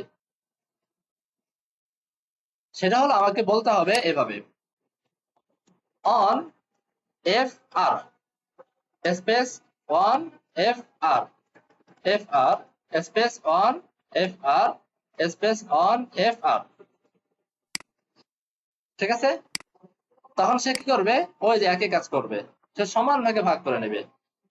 দেখেন এই অন এফ আর মানে হচ্ছে আমার কলাম গুলো এখানে আছে 1, এখানে আছে 2, এখানে আছে 3, এখানে আছে 4, মোট 4টা এফআর না? এখানে 4টা এফআর মানে হচ্ছে সে পুরো উইথটাকে 4 ভাগে ভাগ করবে। 4 ভাগে ভাগ করে 1 ভাগ একে দিবে, 1 ভাগ একে দিবে, 1 ভাগ একে দিবে, 1 ভাগ একে দিবে। বুঝতে পারছেন? আমি একটা কাজ করলাম, আমি এখানে 2 এফআর করে দিলাম, এখানে বললাম 2, আর এখানে করলাম ধরেন 3। তাহলে সে কি করবে? 2 আর 1 3 আর 1 4 আর 3 হচ্ছে 7, মানে পুরা সাইজটাকে সে 7 ভাগে ভাগ করে তার 2 ভাগ একে দিবে, 1 ভাগ একে দিবে, 1 ভাগ একে দিবে, 1 ভাগ 3 ভাগ একে দিবে, তাই না? মেরাজ বন্টন করার মতো। এখন দেখেন এই জিনিসটা এখানে সুন্দরভাবে ম্যানেজ হয়ে যাচ্ছে, আমাদেরকে হিসাবও করতে হচ্ছে না, এখানে আমাদেরকে খুব সুন্দর করে দিয়ে দিচ্ছে। আচ্ছা, ফ্র্যাকশন, ফ্র্যাকশন বোঝায় এটাকে।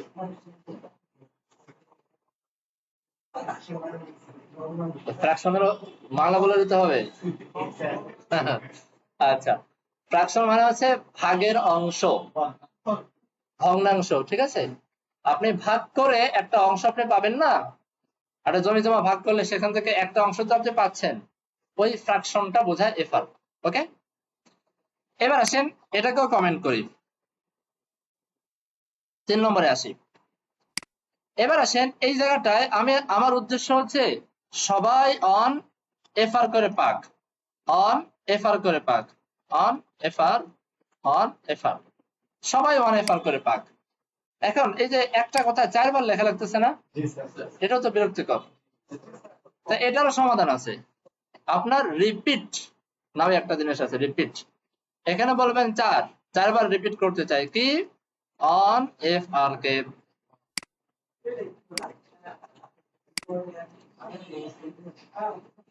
পেলেন? অনেক সহজ হয়ে গেল না?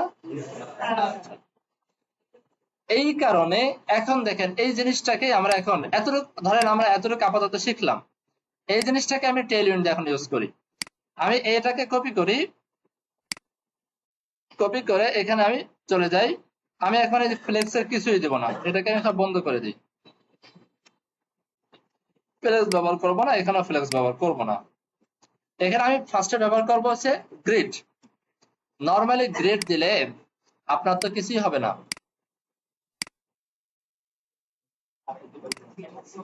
ও আচ্ছা, এটা তো না, এই যে এটা না।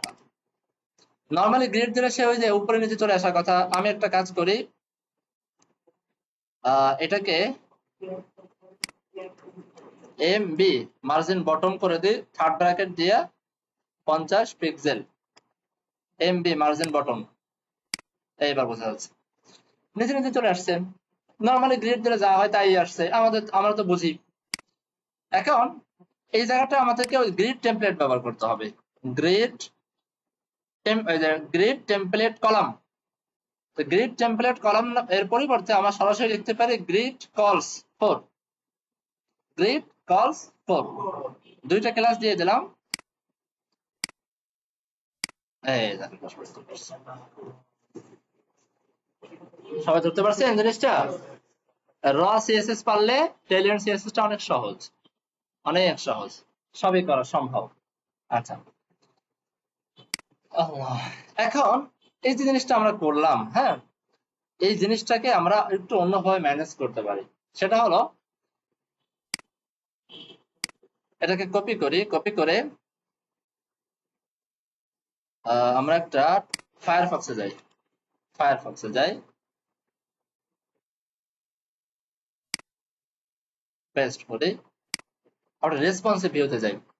এখন দেখেন আমরা যে উইডটা দিয়েছিলাম এখানে, এই উইডটা একটা সমস্যা করতেছে না? উইডটা বেড়ে গেছে। আমরা চাইলে উইড গুলোকে ম্যানেজ করতে পারি। অর্থাৎ এক কথায় আমরা ওই যে বুট স্ট্র্যাপে কলেজ যে কল হাবল তাবল অনেক কিছু করছিলাম না, এখানেও সেই আমরা ব্রেক পয়েন্ট গুলোকে আমরা ম্যানেজ করতে পারি। আমরা এখানে চলে যাই, আমরা একটা সার্চ করি,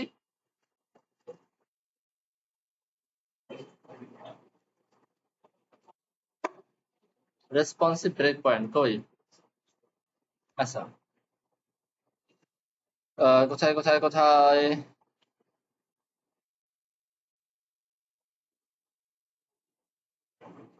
এখানে একটা লিস্ট দেওয়ার কথা, কোথায় আছে এটা দেখি তো। এই যে এখানে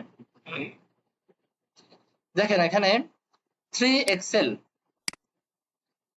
এক্সেল বলে একটা সাইজ দেওয়া আছে, 2 এক্সেল বলে একটা সাইজ দেওয়া আছে, শুধু এক্সএস সাইজ দেওয়া, S M, MD, LG, XL, 2 XL, 3 XL, 4 XL, 5 XL, 6 XL, 7 XL. কি লাগবে আপনার? অনেকগুলো সাইজ এখানে দেওয়া আছে না? আচ্ছা, অনেকগুলো মানে অনেকগুলো এখানে ভিউ পোর্ট বা অনেকগুলো আপনার ডিসপ্লের সাইজ এখানে নিয়ে কাজ করা যায়। ওকে, আর এইগুলোকে আমরা কাজ করার জন্য এখানে একটু অন্যভাবে কাজ করতে হয়। যেমন কথার কথা, আমি এখানে উইথ দিলাম, উইথ এত পিক্সেল।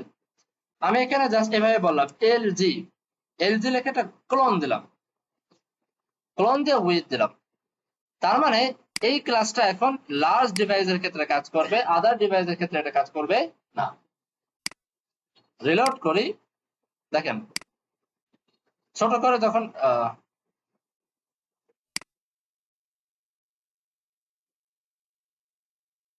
আমি এটাকে একটু, এই যে এইখানে একটা সমস্যা করতেছে এই জায়গাটা, তাই না? আমি এটাকে একটু বন্ধ করে রাখি, হ্যাঁ, বন্ধ করে রাখি, রিলোড করি এবার। এই দেখেন, খেয়াল করছেন কন্টেনার কিন্তু লার্জ ডিভাইসে কাজ করতেছে। ছোট ডিভাইসে যখন চলে আসি তখন কিন্তু কন্টেনারটা কাজ করবে না, আর কাজ করবে না, আর কন্টেনারটা কাজ করবে না। হ্যাঁ, তো এখানে আমি যেটা করতে পারি, আমি এখানে বলে দিলাম যে উইথ, এই যে এখানে উইথটা লার্জ ডিভাইসের ক্ষেত্রে উইথ কতটুকু হবে সেটা আমি আমাদের মতো করে বলে দিলাম।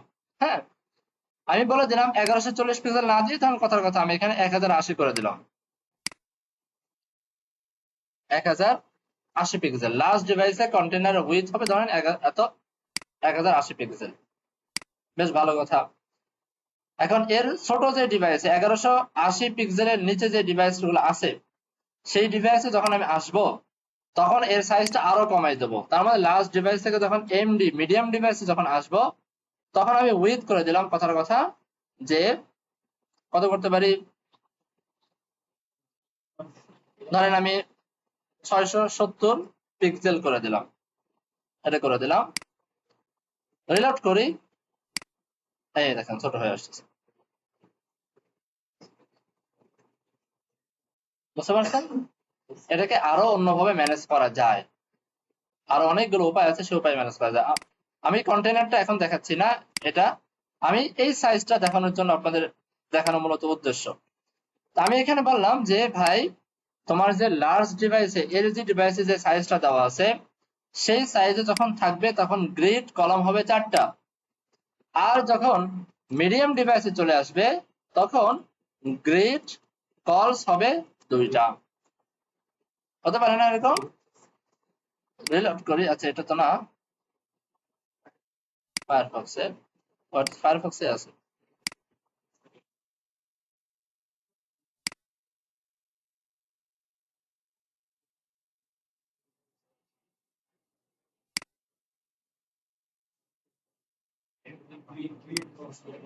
হ্যাঁ হ্যাঁ হ্যাঁ,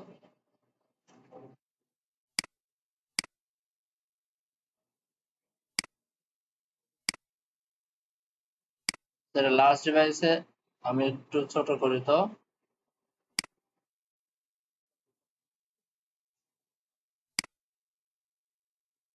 আমি কোথাও কি ভুল করছি?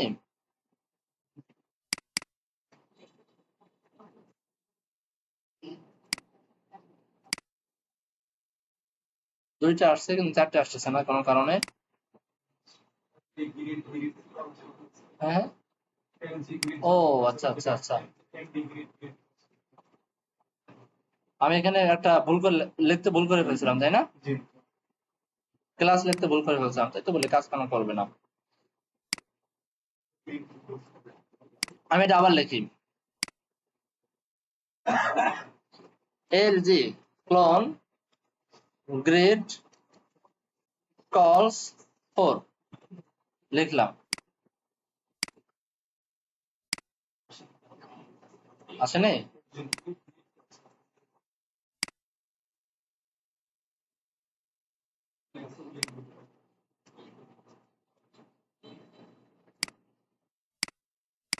কি ভুল করতেছি আমি বারবার, আমি তো বুঝতে পারতেছি না।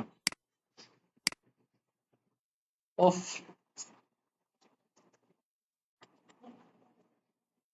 বাই ডিফল্ট গ্রিড তো সবসময় থাকা লাগবে, গ্রিড না দিয়ে কি কলাম দিলে কাজ হবে? ডিসপ্লে গ্রিড না দিয়ে তো কলাম দিলে কাজ করবে না তাই না? তো এবার কাজ করছে, ডিসপ্লে গ্রিডটা বাই ডিফল্ট সব অবস্থায় থাকবে ডিসপ্লে গ্রিডটা, আর এই গ্রিডটা হচ্ছে এলজি ভিতর ঢুকাই দিই, এই গ্রিডটা এইবার কাজ করবে। এলজি থেকে যখন আমরা নিচে নেমে আসবো তখন এটা আর কাজ করবে না, দেখছেন? মিডিয়ামে কিন্তু আর কাজ করতেছে না, মিডিয়ামে। তো মিডিয়ামে কাজ করার জন্য আমি আবার আর একটা ক্লাস লিখতে পারি, এমডি গ্রিড কলস টু, তখন লিখলাম, এখন আবার দেখেন 2 করে আইটেম পাচ্ছে, লার্জ ডিভাইসে 4টা, ছোট ডিভাইসে 2টা। ঠিক আছে? তো এটা হলো আমি কিছু মানে একদম সিম্পল কিছু জিনিস দেখাইলাম আমাদের কি বলা হয় টেইলউইন্ড দিয়ে, হ্যাঁ। আর টেইলউইন্ড দিয়ে সাধারণত আমাদের কম্পোনেন্ট বেস সিএসএস গুলো খুব কম পাবো, আমরা পাবো না বললেই চলে।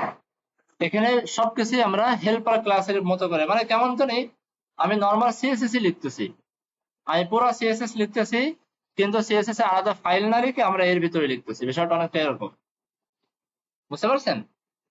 যেমন দেখেন এখানে কিন্তু আমি ওয়েটটাও আমার নিজের মতো করে বলে দিচ্ছি, আবার রেসপন্সিভটাও নিজের মতো করে বলে দিচ্ছি, হ্যাঁ। গ্রেড হবে না কি হবে সেটাও আমার নিজের মতো করে বলে দিচ্ছি। বিষয়টা এরকমও তো হতে পারতো যে ধরেন এতগুলো ক্লাস না লিখে আমি একটা মাত্র ক্লাস লিখতাম, সেই ক্লাসের কারণে আমার পুরো জিনিসটা 4 ভাগের ভাগ হয়ে যেত বা পুরো জিনিসটা ম্যানেজ হয়ে যেত, এটা হতে পারতো না? অর্থাৎ বুটস্ট্র্যাপে যেমন আমরা পুরো একটা সেট ধরে পাই, যেমন আমরা ন্যাপবার পাইছিলাম পুরো একটা সেট ধরে, এখানে এরকম পুরো সেট ধরে পুরোটা সেকশন ধরে আমরা সাধারণত পাবো না, ঠিক আছে? পাবো না, আমাদেরকে একটু কষ্ট করে সবগুলো নিজের হাতে হাতে লিখে লিখে বানায় নিতে হবে, বুঝতে পারছেন? তবে পাবো না বললে ভুল, আসলে পাবো, পাবো। সেটাকে বলা হয় টেইলউইন্ডের কম্পোনেন্ট। এই যে কম্পোনেন্টের ভিতরে যখন যাবেন, টেইলউইন্ডের কম্পোনেন্ট, এই কম্পোনেন্টের ভিতরে এই যে অনেক কম্পোনেন্ট আছে, যেমন এই যে হিরো সেকশন যদি আপনার প্রয়োজন হয়, হ্যাঁ, ধরেন ন্যাপবার আমরা সার্চ করি, হ্যাঁ ন্যাপবার, আপনাদের ন্যাপবার প্রয়োজন হয়, এই যে এরকম একটা ন্যাপবার যদি বানাইতে প্রয়োজন হয়, আপনি এখান থেকে এই যে কোডে যাবেন, দেখবেন এই যে তারা তাদের প্রয়োজনীয় সব সিএসএস দিয়ে আপনাকে ন্যাপবার বানাই দিয়েছে, এই যে প্রয়োজনীয় যে ক্লাস গুলো যা লাগবে টাকবে সব দিয়ে আপনাকে ন্যাপবার বানাই দিয়েছে। কিন্তু সমস্যা আছে, একটা সমস্যা হচ্ছে এই ন্যাপবারটা একদম সুপার সিম্পল একটা ন্যাপবার, কিন্তু এই যে দুটি ন্যাপবার, এই ন্যাপবারের কোড গুলো আর দেখতে পারবেন না, এটা প্রিমিয়াম। এখানে যেমন প্রিভিউ কোড দেওয়া আছে না, এখানে কিন্তু কোনো কোড নাই, গেট দ্য কোড যেই দিবে ক্লিক করবেন সে টাকা যাবে। এই যে এটা দেখেন কত সুন্দর একটা ন্যাপবার বানাইছে, টাকা দিতে হবে আপনাকে, টাকা দিবেন বানাই দিবে তারা, টাকা না দেবেন দিবে না। এখন আপনারা যেটা করতে পারেন সেটা হচ্ছে, আমরা যেহেতু সিএসএস পারি, ঠিক আছে, আমরা এখান থেকে আইডিয়া নিয়ে দেখে দেখেও কিন্তু আমরা এর মতো করে একটা বানাই ফেলতে পারবো, ঠিক আছে, এটাই হলো সুবিধা, আমরা বানাই ফেলতে পারবো। এই একটা জিনিস। দ্বিতীয় একটা জিনিস হচ্ছে, আমি একটু দ্রুত আগায় যাচ্ছি, ঠিক আছে, আপনারা একটু মানে কষ্ট নেন না, আর দ্রুত আগায় যাচ্ছি। আমি সবকিছু মানে ঘুটি ঘুরে দেখাচ্ছি না, কারণ আমরা যখন রিয়েল লাইফ প্রজেক্ট করতে যাব তখন অটোমেটিক এই কোড গুলো নিয়ে আমাদের নাড়াচাড়া করা লাগবে, তখন আমাদের আয় চলে আসবে আয়ত্তে। এখন সবকিছু ঘুটি ঘুরে দেখাইতে গেলে অনেকগুলো ক্লাস নষ্ট হবে। দেখেন আমরা যেটা করি, আমরা একটু আরো ফাজিল, আমরা অনেক ফাঁকিবাজ, ঠিক আছে, আমরা এই কোডও করি না, আমরা করি কি জানেন, এই যে দেখেন উপরে আমরা কিছু পিন করা এখানে নাই, আমাদের এখানে এই টেইলউইন্ড যে বানানো এরকম অনেক ওয়েবসাইট আছে যেখানে গিয়ে টেইলউইন্ডের এই কম্পোনেন্ট ফ্রিতে ডাউনলোড করা যায়, বুঝছেন, যেমন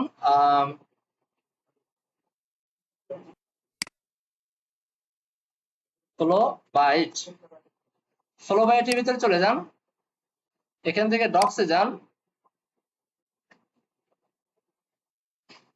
ডক্সে এখানে দেখবেন অনেক কিছু বানানো আছে, অনেক কিছু, আপনি নিচের দিকে যদি যান বা এখানে যদি সার্চ করেন, সার্চ ন্যাপবার, সার্চ করেন, এই দেখেন ভালো ভালো ন্যাপবার, এই যে এরকম দিয়ে টিয়ে সবকিছু দিয়ে বানাই দেওয়া আছে, আপনাকে এখান থেকে কপি করবেন, ব্যবহার করবেন, হয়ে যাবে। এই যে একটা ন্যাপবার, এই যে একটা ন্যাপবার, হ্যাঁ বুটস্ট্র্যাপের মতো এরকম সুন্দর করে বানাই দেওয়া আছে। আমি এটাকে কপি করি, কপি করে এই যে এখানে ব্যবহার করি, সব কিছু বানাই দেওয়া আছে, আমি যদি এখানে যে পেস্ট করি, এই যে আমার ন্যাপবার চলে আসছে।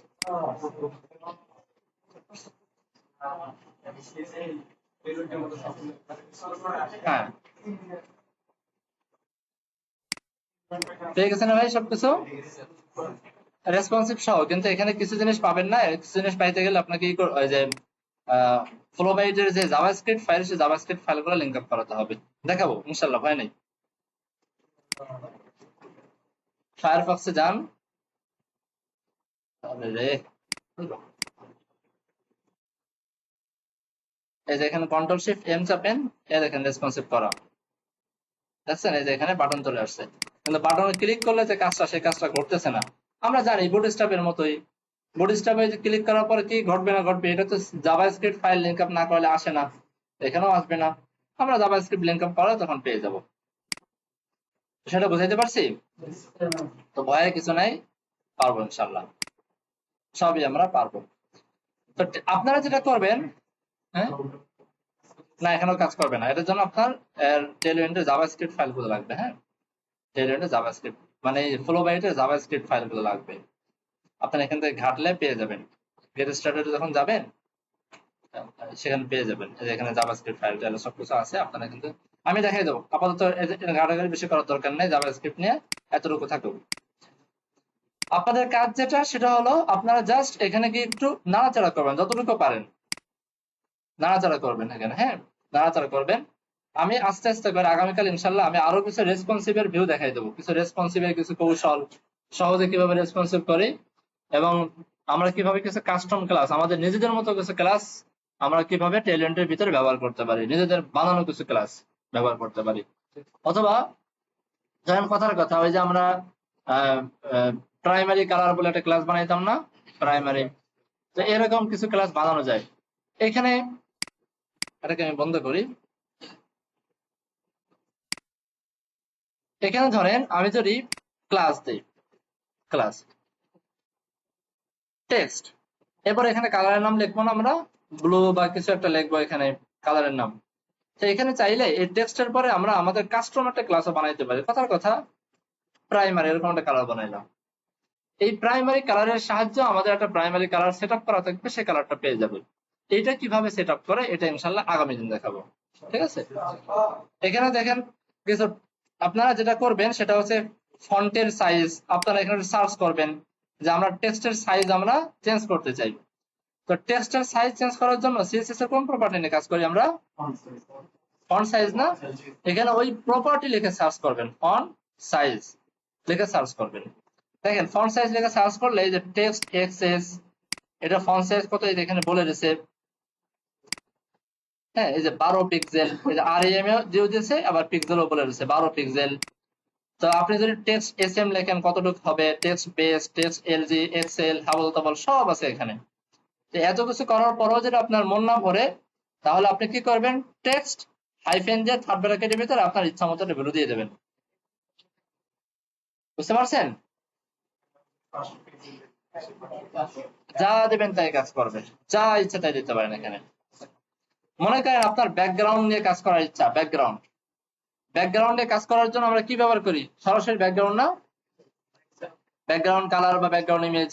আপনি এখানে ব্যাকগ্রাউন্ড কালার লিখে সার্চ করেন, সরি আমি এখানে মানে লিখতে পারিনি, ব্যাকগ্রাউন্ড কালার, এই যে ব্যাকগ্রাউন্ড কালার এখানে লিখে যদি এন্টার দেই, এই দেখেন এখানে ব্যাকগ্রাউন্ডের অনেকগুলো কালার দিয়ে রয়েছে, দেখছেন অনেকগুলো সিম্পল কালার তারা দিয়ে রয়েছে ব্যাকগ্রাউন্ডে কিভাবে ব্যবহার করবেন। এমনকি আমি যদি চাই ব্যাকগ্রাউন্ড ইমেজ ব্যবহার করতে, আমরা এখানে দেখবো BACKGROUND ব্যাকগ্রাউন্ড ইমেজ। আমরা জানি যে ব্যাকগ্রাউন্ড ইমেজ ব্যবহার করতে গেলে লিঙ্ক আপ টিঙ্ক আপ কত কিছু করা লাগে না, কত ঝামেলার কাজ আছে, এরকম কিছু কাজ আমরা এখান থেকে ম্যানেজ করবো। আমরা তো এক লাইনের সিএসএস লাগবে না, প্রতিজ্ঞা করছি। তো সেই হিসাবে ক্লিক করলাম, ক্লিক করে এই যে দেখেন বিজি ভ্যালু বসাই দেন, সমস্যা কোথায়, বিজি লেখে থার্ড ব্র্যাকেট আর এখানে ব্যাকগ্রাউন্ড ইমেজের যে ওই যে পাথটা সোর্সটা, সেই সোর্সটা বলে দেন, হয়ে যাবে। হ্যাঁ হ্যাঁ হ্যাঁ, কিচ্ছু লাগবে না, শুধু ব্যাকগ্রাউন্ডের ভিতরে ইমেজটা বলে দেবেন, শুধু এই যে দেখেন ভ্যালুটা এসে বসবে এখানে, ঠিক আছে। তো চলেন আমরা দেখি একটু, অ্যাসেটস এর ভিতরে আমি একটা ফোল্ডার বানাই ইমেজেস। আচ্ছা দেখাচ্ছি, আমি এখান থেকে কোন একটা জায়গাতে একটা ইমেজ নিয়ে আসি,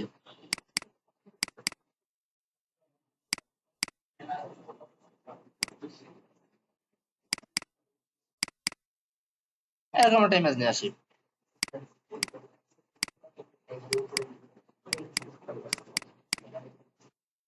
ইমেজ, তাহলে আমি নাম দিলাম bg.png। আচ্ছা এবার দেখেন এখান থেকে আমরা বুঝে নিই যে আমরা কিভাবে ব্যবহার করব, বুঝে নিই। হ্যাঁ এখানে হচ্ছে আমার ক্লাস নেম, আর এখানে হচ্ছে স্টাইল দেওয়া, অর্থাৎ যেই ক্লাস নেম লিখলে সিএসএস এর যে স্টাইলটা বিল্ড হবে সেটা, তাই না। এখানে লেখা বিজি হাইফেন থার্ড ব্র্যাকেট যে ভ্যালু, এই ভ্যালু দ্বারা তারা বোঝাচ্ছে যে ভাই এখানে আপনার ভ্যালু লিখতে হবে, এটা বোঝাচ্ছে। তো এই ভ্যালুটা কোথায় গিয়ে সেট হবে, সেট হবে এইখানে গিয়ে, আর বিজি হাইফেনের মাধ্যমে তৈরি হবে হচ্ছে ব্যাকগ্রাউন্ড ইমেজ, এতটুকু। তাহলে আমরা ব্যাকগ্রাউন্ড ইমেজের পরে এইখানে যা লিখতাম সেই লেখাটা আমরা এই থার্ড ব্র্যাকেটের ভিতরে লিখে দিলে হয়ে যাচ্ছে। আচ্ছা তো এবার এখানে আসেন আমরা লিখি বিজি হাইফেন থার্ড ব্র্যাকেট, এখানে কি লিখতাম ব্যাকগ্রাউন্ডের ভিতরে ইউআরএল, এর ভিতরে আমরা লিঙ্ক ধরাই দিতাম, তাই না। তা আমার যাব হচ্ছে অ্যাসেটস, তারপরে হচ্ছে ইমেজেস, তারপরে bg.png সম্ভবত, তাই না, bg.png সেভ করি, রিলোড করি।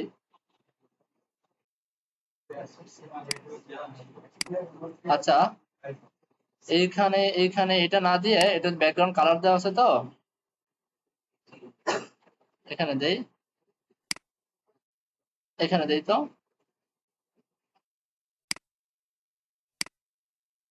আসেনি,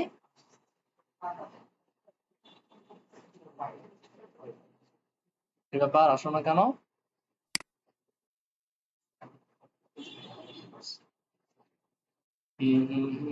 অবশ্যই আসবে, আমরা হয়তো কিছু একটা ভুল লিখছি। আমরা আছি কোথায়? ও আচ্ছা আচ্ছা আচ্ছা আচ্ছা আচ্ছা, এখানে আমরা ভুল করে ফেলছি। একটা ভুল, কি ভুল জানেন? এই সিএসএস টা তৈরি হয় কোথায়? তৈরি হয় হচ্ছে এইখানে, তাই না? এই সিএসএস এর ভিতরে তৈরি হয় না? আমরা এর ভিতরে যদি যাই, আমরা একটু ফাইন্ড করি, BACKGROUND ব্যাকগ্রাউন্ড ইমেজ, এই যে দেখেন এখানে তৈরি হয়েছে। তার মানে এই সিএসএস টা কাজ করতেছে ইন্ডেক্সের ভিতরে। তো যদি এই সিএসএস টা ইন্ডেক্সের ভিতরে কাজ করে, তাহলে এই লিঙ্কটা কি সঠিক আছে আমার? বোঝেন নাই মনে হয়। মানে এই যে যে লেখাটা লিখলাম, এই লেখার কারণে আমার এই স্টাইল ডট সিএসএস এর ভিতরে এই লাইনটা তৈরি হলো। আর এই লাইনটা তৈরি হওয়ার মাধ্যমে, হ্যাঁ, আমার এই ব্যাকগ্রাউন্ড ইমেজটা পাইলো। আর এইখানে যদি আপনি লেখেন অ্যাসেটস, তার মানে আমি আছি স্টাইল ডট সিএসএস, কেমন জানি এখানে অ্যাসেটস নামে একটা ফোল্ডার আছে, সেখান থেকে ইমেজে যে ঢুকতে হচ্ছে, এমন একটা বিষয়, তাই না? মূলত আমার হওয়া উচিত ছিল কি, যে এখান থেকে ডট ডট স্ল্যাশ দিয়ে একটু পিছনে আসা, তারপরে ইমেজেস এর ভিতরে ঢোকা, তারপরে ইমেজটা ধরা, এরকম উচিত ছিল না? বুঝতে পারছেন? যদিও আমরা লিখতেছি এখানে, কিন্তু আমাদের কল্পনা রাখতে হবে যে আউটপুট ফাইলটা কোনটা। তো সেই হিসাবে আমাকে অ্যাসেট লেখা যাবে না, আমাকে ডট ডট স্ল্যাশ ইমেজেস লিখতে হবে, তাই না ভাই? রিলোড করি, এবার চলে আসার কথায় চলে আসছে। এই কথাটা বুঝছেন সবাই? কেবল দেখালাম। আচ্ছা, সবই সম্ভব, সব সম্ভব, একটু বুঝে শুনে লিখতে পারলে সবই সম্ভব। আর আমরা কি করছি ধরেন, আর কি ধরনের, আমরা শ্যাডো নিয়ে কাজ করছি, তাই না? শ্যাডো, শ্যাডো নিয়ে কাজ করার জন্য বক্স শ্যাডো বা টেক্সট শ্যাডো প্রপার্টি লিখবেন, বক্স শ্যাডো। দেখেন যে শ্যাডোর ভিতরে অনেক কিছু লেখা আছে, কোন শ্যাডো আপনি দিতে চান, কি দিতে চান এখানে, হ্যাঁ, সব এখানে করা সম্ভব, সব এখানে করা সম্ভব। নিচের দিকে যাবেন, ডানে বামে যাবেন, সব দেখবেন এখানে চলে আসছে।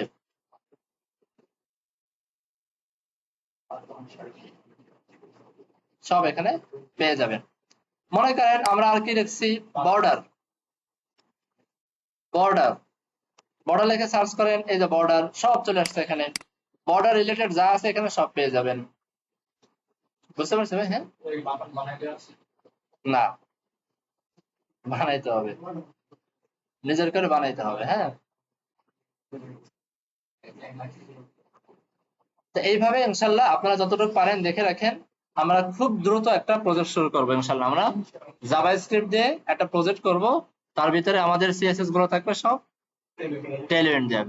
জাভা স্ক্রিপ্ট দিয়ে প্রজেক্ট করব হচ্ছে আমাদের রেস্টুরেন্টের অর্ডার ম্যানেজমেন্ট একটা প্রজেক্টের মতো করব, র জাভা স্ক্রিপ্ট দিয়ে। হাসতেছে ভাই, বলছেন নাকি? ভয়ের কিছু নাই। তো এই প্রজেক্টটা যখন করবো ইনশাল্লাহ, আপনাদের টেলএন্ড একদম ভাজা ভাজা হয়ে যাবে। ঠিক আছে? এত কিছু টেলএন্ডের ব্যবহার কেউ করে না, হাজার হাজার জিনিসপত্র দেওয়া, সব কি লাগবে? সিএসএস এর সব কিছু লাগে না, অল্প কিছু সিএসএস দিয়ে দুনিয়ার সব কাজ করা যায়।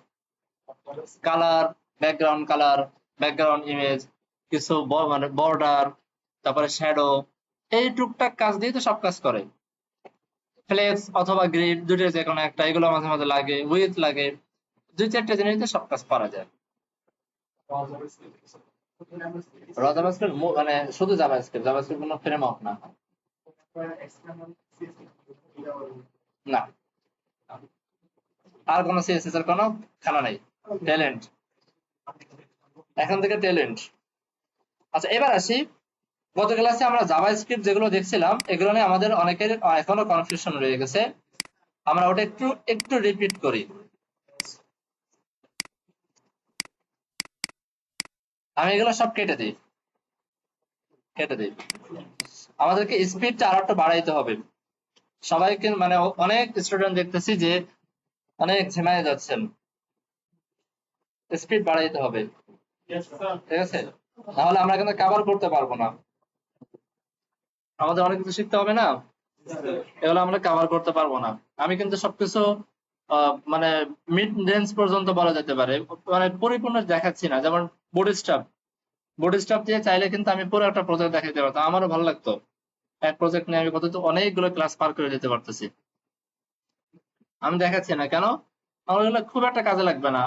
আমি এমন ভাবে সামনে আগাচ্ছি যে আপনারা বুটস্ট্র্যাপটা যেন ধরতে পারেন যে বুটস্ট্র্যাপটা কি। পরে যদি কখনো কোনো ক্লায়েন্ট চেয়ে বসে, আপনারা নিজেরা দু একদিন রিসার্চ করে জন্য বিষয়টা পারতে পারেন, এজন্য ওইখানে ছেড়ে দিচ্ছি। টেইলউইন্ডটাও কিন্তু আমি ধরে ধরে ধরে ধরে সব দেখাইতে গেলে এক টেইলউইন্ড দিয়ে আমি অন্তত 20টা ক্লাস করাইতে পারি, কোনো অসুবিধা নেই। অনেক কিছু করা সম্ভব টেইলউইন্ড দেওয়ার দরকার আছে। যদি কখনো লাগে আমি যতটুকু দেখাবো, একটা প্রজেক্ট, আমি তো একটা প্রজেক্ট করে দেখাবো, তো একটা প্রজেক্টে যতটুকু লাগে ততটুকু তো পেয়ে যাচ্ছেন। হ্যাঁ, এরপরে কি আপনাদের টেইলউইন্ডের বিশাল মাস্টার হইতে চান, আপনারা গবেষণা করেন। আমি যে টেইলউইন্ডে এত কাজ করছি, কত আমি অন্তত 50টা প্রজেক্ট করছি মিনিমাম টেইলউইন্ড দিয়ে। তারপরে টেইলউইন্ডের অনেক কিছু আমি পারি না, চেষ্টাও করি না পারার। বোঝেন নাই মনে হয়, লাগে না হুদাই এগুলো নিয়ে মাথা নষ্ট করে লাভ আছে। এইখানে মাথা না খাটাইয়া আপনি চেষ্টা করেন আপনার জাভাস্ক্রিপ্টের মাথা খাটাইতে। টেইলউইন্ড যতটুকু লাগবে ততটুকু শেখেন, অসুবিধা নেই। কিন্তু আপনার মূল যে ভিত্তি, যার উপরে দাঁড়াইয়া আপনার সবকিছুই তৈরি হবে, সেটা হচ্ছে জাভাস্ক্রিপ্ট। জাভাস্ক্রিপ্ট আপনি যত স্মার্টলি বানাইতে পারবেন, শিখতে পারবেন যত ভালো করে, তত আপনার ভবিষ্যৎ উজ্জ্বল হবে। ঠিক আছে? তো এই আনুষঙ্গিক যে জিনিসপত্র আছে এগুলো শেখেন, সবই শেখা দরকার, সবগুলো জানা দরকার। আমি পরিচিতি দিয়ে মোটামুটি শিখে সামনে আগে যাবো। জাভাস্ক্রিপ্টে আমরা সময়টা একটু বেশি দেবো ইনশাল্লাহ। হ্যাঁ, আচ্ছা। তো এই জন্য বললাম যে আমাদেরকে একটু স্মার্ট হইতে হবে, একটু গতি বাড়াইতে হবে।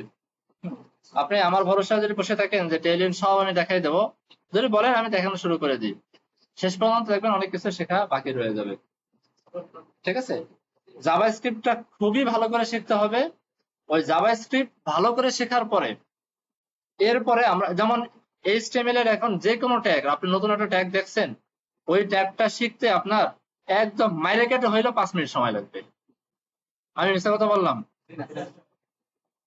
এইচটিএমএল এর ট্যাগ দেখছেন, আপনি পড়লেন ট্যাগটা কি কাজ করে, কপি করলেন, পেস্ট করলেন, দেখলো ও আচ্ছা এটা করে, ঠিক আছে, গুড। সমস্যা আছে কোনো? সিএসএস হয়তো বা এখনো সিএসএস অনেকের কাছে নতুন, সিএসএস এর কোনো একটা নতুন কিছু শিখলে হয়তো আপনার 10 মিনিট লাগবে। এটাই তো সর্বোচ্চ 10 মিনিট বা 15 মিনিট লাগবে। একইভাবে জাভাস্ক্রিপ্টটা যখন আমরা মোটামুটি স্মার্টলি শিখে ফেলবো, সামনে আমরা জাভাস্ক্রিপ্টের অনেক প্যাকেজ নিয়ে বা অনেক ধরনের জিনিসপত্র নিয়ে কাজ করব, ফ্রেমওয়ার্ক নিয়ে কাজ করব, রিয়েক্ট নিয়ে কাজ করব, রিডাক্স নিয়ে কাজ করব। র জাভাস্ক্রিপ্ট ভালো করে ধরতে পারলে ওই রিয়েক্ট, রিডাক্স এগুলোও দেখবেন যে আমার পরিপূর্ণ শেখানো লাগবে না, সব ধরে ধরে ধরে ধরে শেখানোর প্রয়োজন হবে না, কারণ আপনি র মেটেরিয়াল জানেন। আপনাকে আমি যেমন এখন যদি সিএসএস এর কোনো প্রপার্টি আমি লেখা শুরু করি, আপনার অটোমেটিক আপনার মাথায় চলে আসবে ও এইচটিএমএল এর ওই যে একটা ট্যাগ, ওই ট্যাগের কারণেই সিএসএস এ লেখা হচ্ছে। মাথায় চলে আসে না এরকম অনেকটা? সিম্পল চলে আসবে। ঠিক একই ভাবে আমি যখন রিয়েক্টের কোড লিখবো, আপনি যখন ধরে ফেলবো আচ্ছা রিয়েক্টের কোড এটা তো জাভাস্ক্রিপ্টের ওই কোডের কারণেই লেখা হচ্ছে, ধরে ফেলবেন। এজন্য জাভাস্ক্রিপ্ট ভালো করে শেখেন, বুঝতে পারছেন? এখন যেগুলো শিখেছি খুবই সিম্পল, এগুলোর উপরে এগুলো কিছুই না, এগুলো হচ্ছে একদম এবিসিডি। এই ভয় পেয়ে যাচ্ছে, এবিসিডি যদি এত কঠিন হয় তাহলে এর পর আপেলটা কত কঠিন হবে, তাই না? আচ্ছা, তো ভয়ের কিছু নাই, ইনশাল্লাহ পারবেন। হ্যাঁ, চলেন আমরা ভেরিয়েবল শিখেছিলাম। ধরেন let A is equal to 10। এই ভেরিয়েবলটা, এটাকে একদম হৃদয় অন্তরের অন্তঃস্থল থেকে বুঝতে হবে ভেরিয়েবল। এখন এই ভেরিয়েবল দিয়ে ওই সব কাজ করা যাবে যেই কাজ ভেরিয়েবলের ভ্যালু দিয়ে করা যায়। এগুলো আমরা বুঝি না ভাই? আচ্ছা, তাহলে আমি এখন এই ভেরিয়েবলটাকে লক করতে পারি, একে আমি লক করতে পারি। কেন লক করতে পারি? কারণ এর যে ভ্যালুটা 10, সে 10টাকেও আমরা লক করতে পারতাম, তাই না? যেমন এই 10টা এইখানে এর পরিবর্তে যদি 10 লিখতাম, কাজ করতো না? কাজ করতো। সেভ করি, আমরা আমাদের এখানে চলে যাই, রিলোড করি, ইন্সপেক্ট, কনসোলে যাই, ফার্স্ট সেভ। প্রমাণ কি? এখন এটা আপনাদের কাছে একটু প্রমাণ করাই। আমরা ডকুমেন্ট ডট, বা ধরেন ডকুমেন্ট বাদ দিয়ে কনসোল করি, কনসোল ডট লগ করতাম, মনে আছে? এখানে বলতাম হ্যালো কনসোল, লিখছি। এটা লেখার পরে সুন্দরভাবে কাজ করবে, কোনো ঝামেলা করবে না। ভালো কথা। আমি এখন এই যে কনসোলটা আমি বললাম লেট এ সমান সমান কনসোল, বুঝেন? এ সমান সমান কি কনসোল। এখন এ দিয়ে ওই সমস্ত কাজ করা যাবে যে কাজ কনসোল দিয়ে করা যায়, বিষয়টা তাই না? তাহলে আমি কি বলতে পারি এ ডট লগ, যেখানে কনসোল লেখা যায় সেখানে এও লেখা যায়, বুঝতে পারছেন? আচ্ছা দেখি তো কাজ করে কিনা, কোন অসুবিধা আছে? এটাই হলো ভেরিয়েবল, এটাই ভেরিয়েবল। একদম সাধারণ ভাবে চিন্তা করলে বের হয়ে যাবে, কঠিন কিছু না। আমরা এই ভ্যালু দিয়ে যে কাম করতে পারি, এ দিয়েও সে কাজ করতে পারি, কোনো অসুবিধা নেই। ভ্যালু দিয়ে যে কাজ করতে পারবো, এ দিয়েও আমরা সেই কাজ করতে পারবো। মনে করেন, আচ্ছা এটাকে আমি এবার কমেন্ট করে রাখি। মনে করেন আমি বললাম যে ইফ যদি 10 বড় হয় 5 থেকে, তাহলে লগ করো ইয়েস। ইয়েস কথাটা লগ হবে না? লগ হবে, কারণ কন্ডিশন মিলে গেছে। এখন যদি আমি এখানে বলি let B is equal to 10, let C is equal to 5, এখন এই 10-এর পরিবর্তে কি এই বিটা লিখতে পারি আমরা? অবশ্যই লিখতে পারি বি। আর 5-এর পরিবর্তে আমরা সি লিখতেই পারি, কোনো অসুবিধা নাই। তো লিখলাম একই আউটপুট। এটাই হচ্ছে একটা ভেরিয়েবল। এখন যদি বলি ভেরিয়েবলটা আসলে কি কি কাজ করতেছে, সিম্পল উত্তর দেওয়া যায়, ভেরিয়েবল কোন একটা ভ্যালুকে তার আন্ডারে নিয়ে রাখতেছে, তাই না? কেমন জানি কোন একটা এইচটিএমএল ট্যাগকে আমরা একটা নিকনেম দিয়ে রাখতেছি, যে ওইটাকে ধরে ডাক দিলে ওই ডিপটা কেমন জানি চলে আসবে। সবাই বুঝছেন ভাই? সবাই আচ্ছা। এখন এই ভেরিয়েবলটা, এই যে ভেরিয়েবল তৈরি করছি, যেখানে আপনার ভ্যালু রাখা যায়, এরকম ভ্যালু 10 যেখানে লেখা যায় সেখানে একটা ভেরিয়েবল লেখা যায়, বা যেখানে 10 তৈরি করা যায় সেখানে ভেরিয়েবল তৈরি করা যায়, কোনো অসুবিধা নেই, তাই না? যেমন আমি একটা ফাংশন লিখলাম, function test, first bracket second bracket. আর এই জায়গাটা আমি কি লিখতে পারি লগ ধরেন 10, লিখলে কোনো অসুবিধা? কোনো অসুবিধা নেই। এখন টেস্টকে আমরা যদি রান করি 10 চলে আসবে, চলে আসছে। তাহলে এই 10-এর পরিবর্তে আমি কি একটা ভেরিয়েবলের নামও লিখতে পারি না? এই যে বি ভেরিয়েবল দেওয়া আছে, আমি বিটা লিখি, একই কাজ ঘটবে। এমনকি আমার পছন্দ হয় না এই ভেরিয়েবল, আমি চাচ্ছি না, আমি ফাংশনের ভিতরে নিজস্ব কিছু ভেরিয়েবল চাচ্ছি। ফাংশনের ভিতরে আমি এখানে বললাম let D is equal to 20, তাহলে এখানে বির পরিবর্তে ডি লিখতে পারি, পারি কিনা? এটাই হচ্ছে মূলত ভেরিয়েবল। ভেরিয়েবল জাস্ট কোন একটা ডাটা সরাসরি না লিখে তারে অন্য কোনো কিছুর ভিতরে লেখা, সিম্পল হিসাব।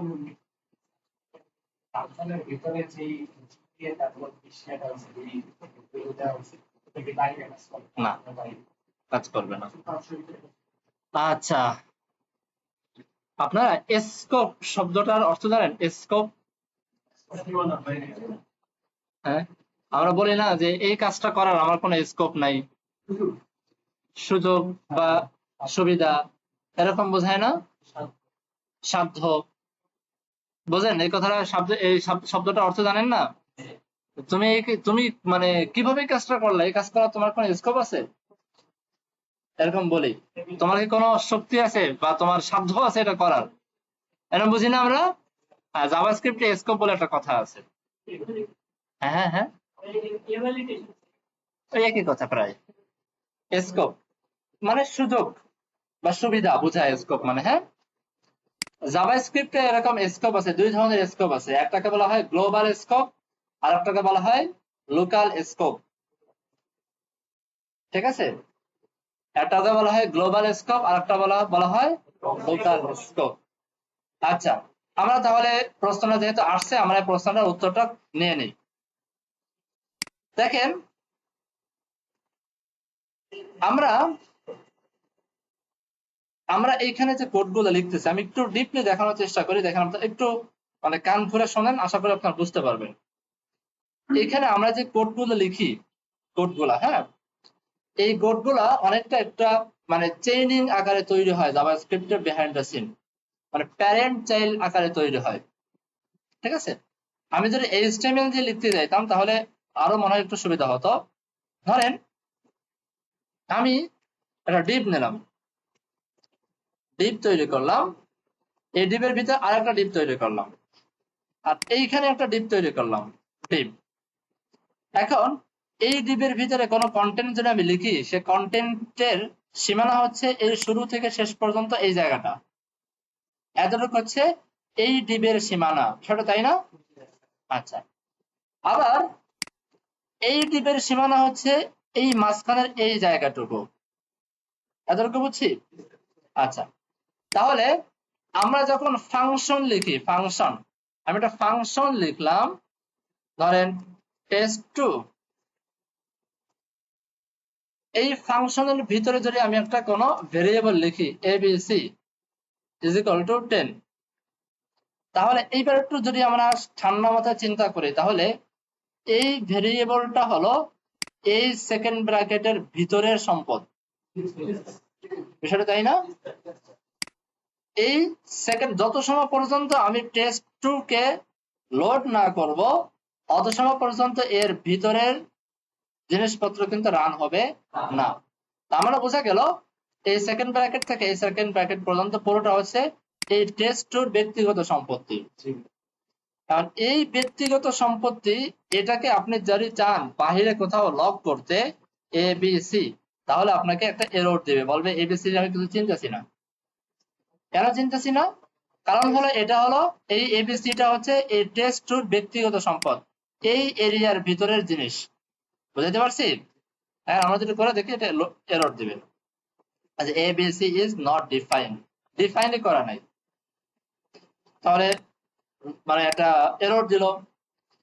ইভেন আমরা যদি এটাকে রানও করি, কথার কথা এটাকে আমি রান করলাম, রান করলো সে করবে কি, এইখান থেকে এই পর্যন্ত রিড করে এর ভিতরে যা কাজ করার ভিতরে বসিয়ে করবে, ভিতরে কোনো ডাটাকে সে বাইরে আসতে দিবে না, বুঝতে পারছে? তারপরেও কাজ করবে না, বুঝতে পারছি? তো এটাকে বলা হয় গ্লোবাল স্কোপ। এই ভেরিয়েবলটা আছে লোকাল স্কোপ, এটাকে বলা হয় লোকাল স্কোপ। অর্থাৎ এটা শুধুমাত্র এই এই জিনিসটার ব্যক্তিগত সম্পত্তি। সবাই বুঝছে আশা করি, তাই না? আচ্ছা, আর আমি যদি কোন একটা ভেরিয়েবল বাহিরে লিখি, ফাংশনের